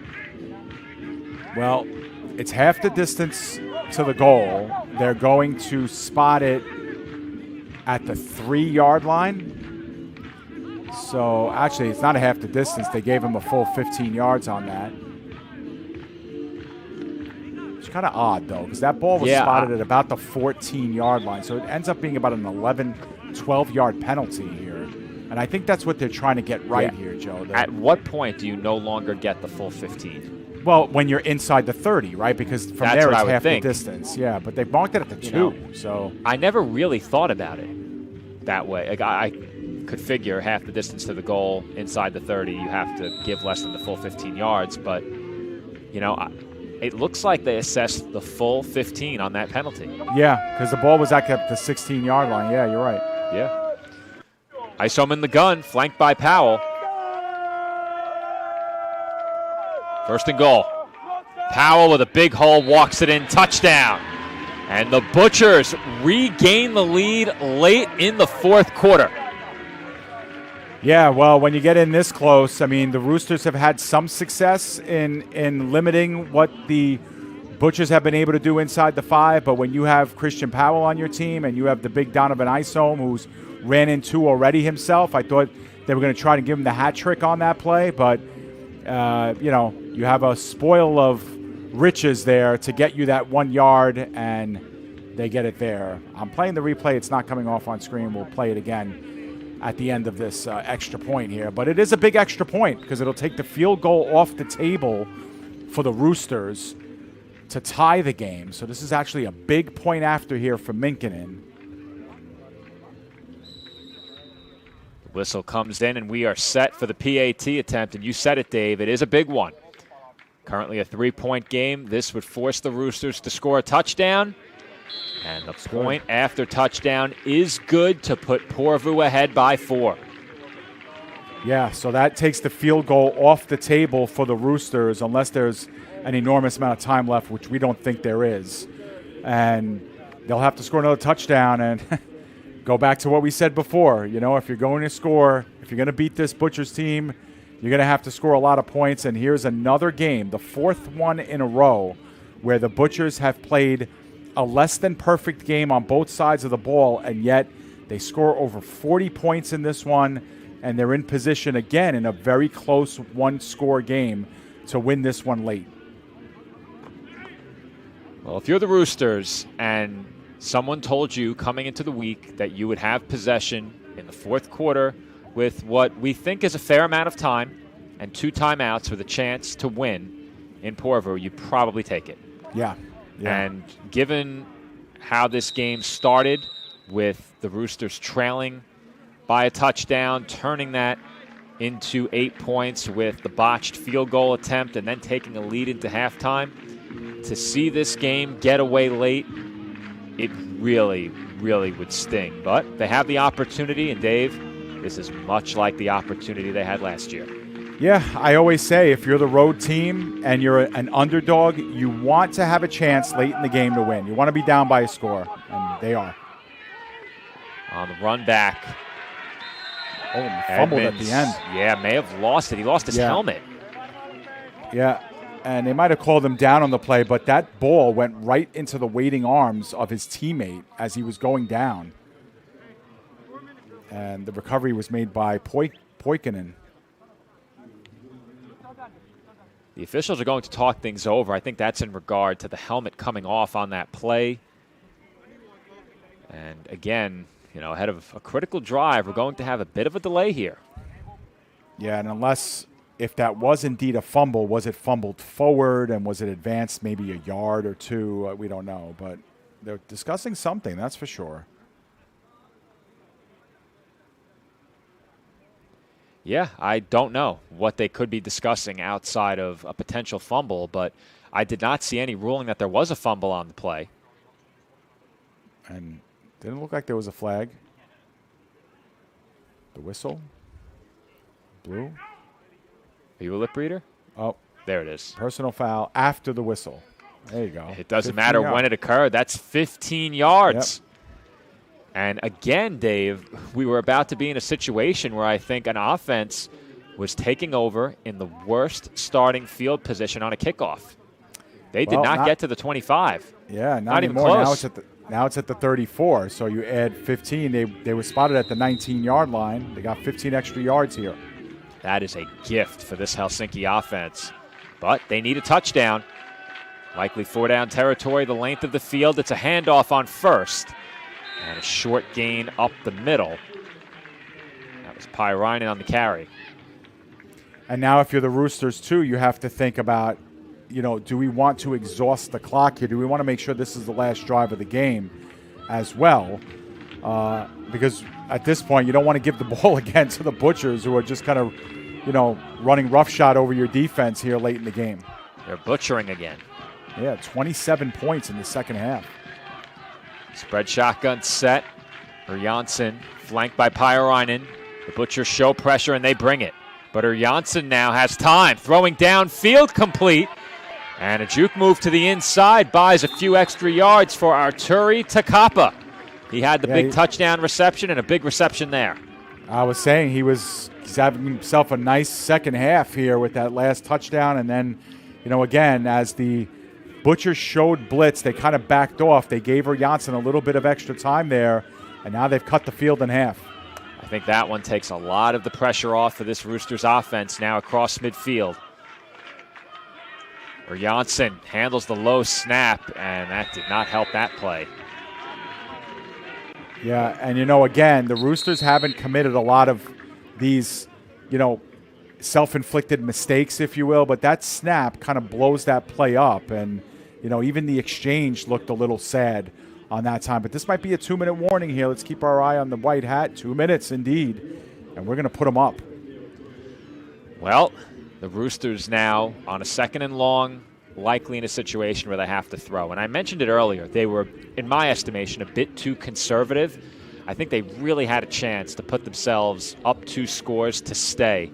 And they just got, in my estimation, a little too conservative. They ended one of their drives with a field goal, appeared very content to run it and throw short, trying to methodically work their way up the field. We've seen the big play potential in this offense when Janssen has time. And with the Butchers bringing pressure on that last play, he had time. Or make that 2 plays ago. He had time and did well with it to find Takapa over the middle. Yeah, but if I'm the Butchers, I'm still thinking about applying pressure here. I know that, your secondary's been burned on a couple of these, but I want to force Janssen into a bad throw. Or even in that last touchdown, Joe, it was essentially a jump ball. Takapa makes the play there, but it's a 50-50 ball when you really think about it. Certainly was. Trips to the left this time, and we've seen plenty of short, quick, screen-like throws out of this set. See if the Roosters change it up a bit here. Again, the Butchers show pressure, and again, the Roosters hand off. Big hole up the middle! And whistles coming in. This play might be dead. Why? Karela had the end zone. Flag down right at the line. Did they? Wow. That is a brutally bad break for Helsinki. I'm sure you'll run it back. No, I can't. Well, I missed the start of the play, Joe. That's the problem. So I was, let's see. I'm waiting for it to populate. I don't know if I'll get the jump. With a 30-second clock, I think we would have had it. But you don't even have to run the replay if you're able to view it on the back end. I don't know if you can see it in that small window. No? Yep. Well, it just populated, so let me see if I can play it real quick. Once again, trips to the left, and now it is a 2nd down and 17 for the Helsinki offense. The pressure Joe, they relieved. I played it, and I still don't see the jump. Oh, yeah, I did. Left tackle. And Edmonds with one hand could not stay in bounds, but the left tackle, I think, moved his head down, and you can't do that. Wow. I know as a center you certainly cannot.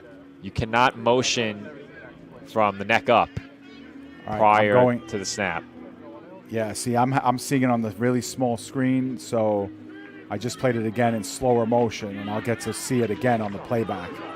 Yeah, I think the left tackle's head going down there is what drew the penalty. Oh, yeah, he certainly moved. And he wasn't the only one. He wasn't the only one. More linemen followed him. Huge play, 3rd and 17. They have 2 plays to get this. Janssen running out of time, gets the throw off, downfield, jump ball, picked off, intercepted by Vuha. And he gives us the worm. How about that technique? Yeah, and it's perfectly executed too.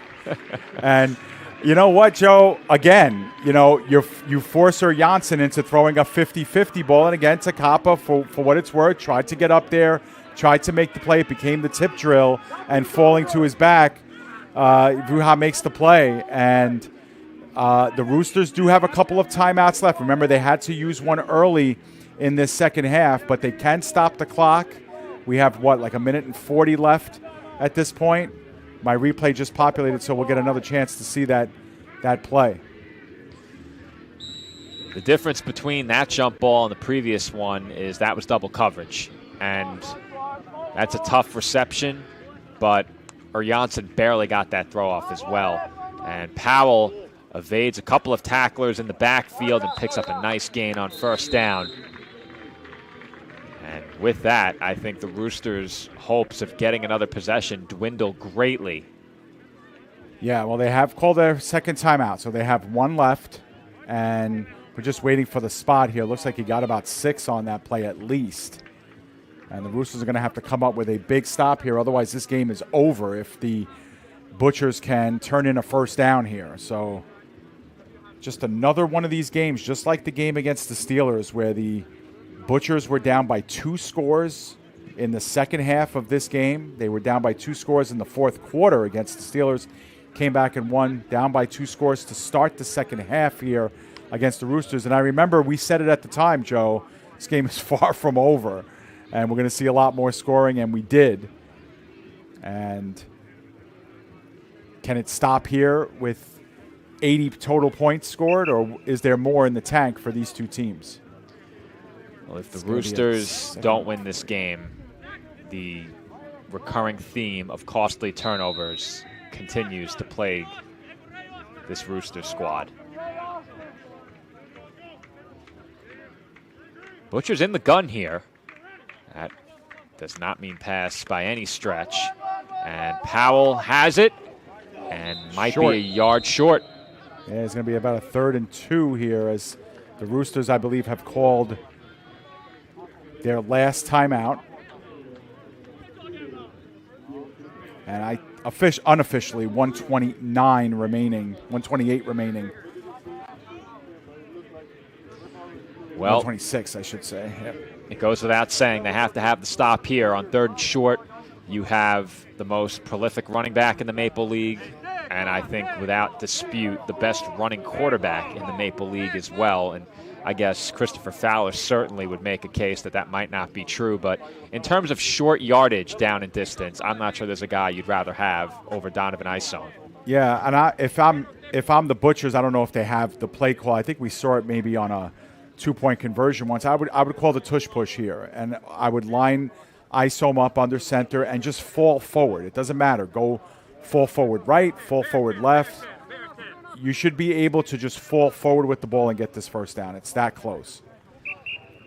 I agree with you, and I think Porvoo is going to discuss something similar to that right now. I think they called timeout, but they were halfway to the bench and came back.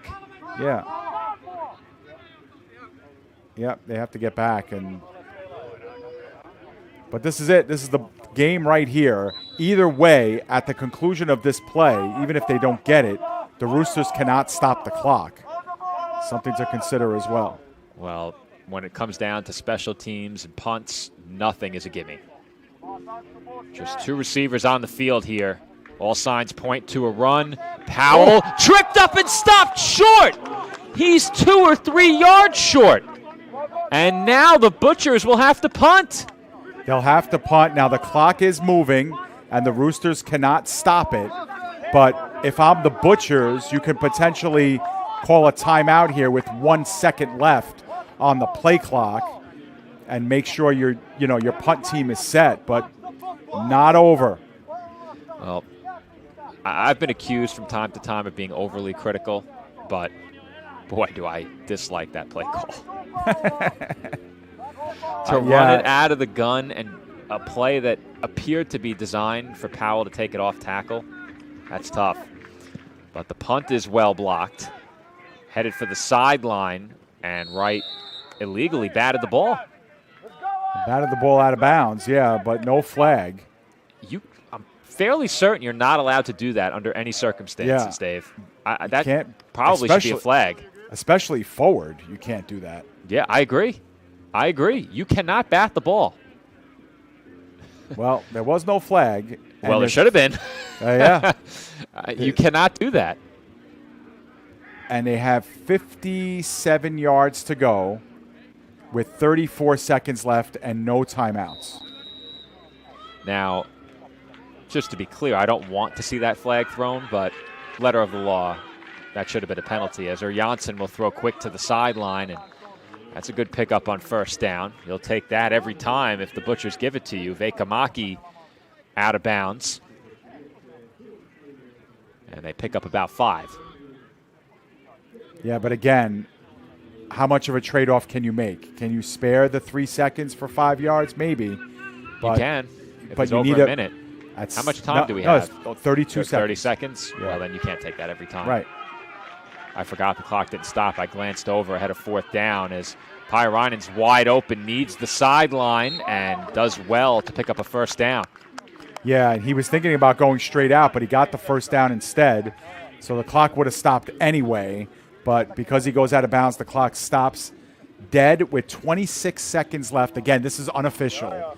This is by our count, and we don't know exactly how much time is left, but enough for 2 or 3 plays, maybe, if they can get stoppages in between those plays. If not, you're looking at maybe 2 plays tops.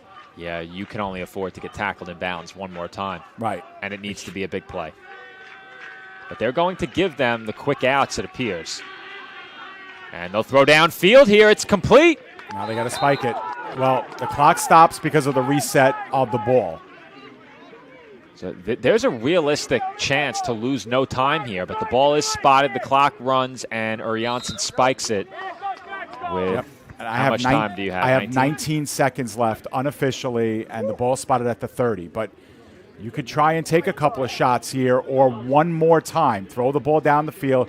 You have to make sure you get a first down so that at least the clock stops to respot the ball, and then spike it and then take a shot at the end zone. Assuming our unofficial clock is accurate. Yeah. I think you throw for a first down one more time because I think they're going to give you that. Yes, I think you're going to have it. I would agree. Make sure you get the first down. Make sure. Yep. Then spike it, and then you have one or two shots. Yep. And that's exactly what they do, but the throw is low. Yep. So 15 seconds left. It didn't cost you an inordinate amount of time there. Right. That was 3 seconds off.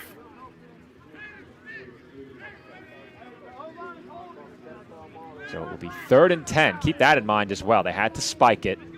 Oh, that's right. Yeah. So it is 3rd and 10. Trips to the left. Uriansen in the gun. Roosters trail by 4 in the closing seconds. Butcher send 4. Blocked well. Throw. End zone. Jump ball complete. Takapa goes over the top of Vuha to give Helsinki the lead. Unbelievable, Joe. Unbelievable the way we've been treated some of these games. And wow, I mean, there's still a little bit of time left on the clock, but I was just about to say it might be time, Joe. It's 3rd down and 10. Maybe you just got to take the 2 shots at the end zone here.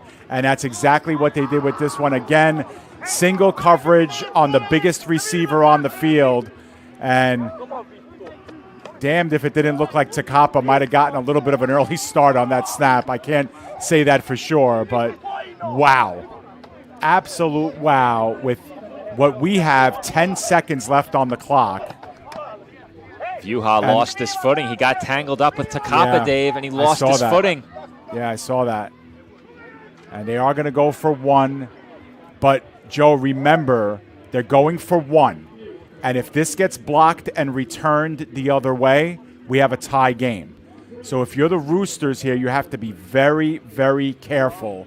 If this is a bad snap, if you don't feel confident, just jump on that ball and make sure that you don't kick this into the back of somebody. Ruhonen on for the PAT to make it a 3-point game. And by our estimation, there is not much time left as Helsinki goes ahead by 3. So by our count, we have 10 seconds left, which would lead you to believe it's the kickoff and maybe 1 play. I'm sure the Roosters will squib this, as we're going to get another look at that replay of the touchdown while we have a chance. Well, we thought we were. Now, with 10 seconds left, this game is not over. Plenty of time left, given what we've seen. But that being said, has this supplanted last week's game for Game of the Year? It's right up there, that's for sure. I mean, what a 3 weeks. We've had 3 sensational weeks of football here. And next week, Joe, we got the Butchers and Crocodiles again. So we're like right back where we started. And there's also going to be a first for us next week. You and I are going to be calling the game from the same place. Oh, that's right. We'll be in the same room. Nice. That's never happened. That's right. That's right. When are we doing that game? Is that a Saturday game or it's a Sunday? Saturday? It's a Saturday. Well, I would say we do it. I think the way it lines up, we do it Saturday morning. Yeah. If it's available. If it's a Friday night game, we do it Saturday morning. Well, we'll have to see. We have a game Saturday night as well, but follow our social medias at PDF Sportsnet. Yep. And you can see exactly when that game will air next weekend.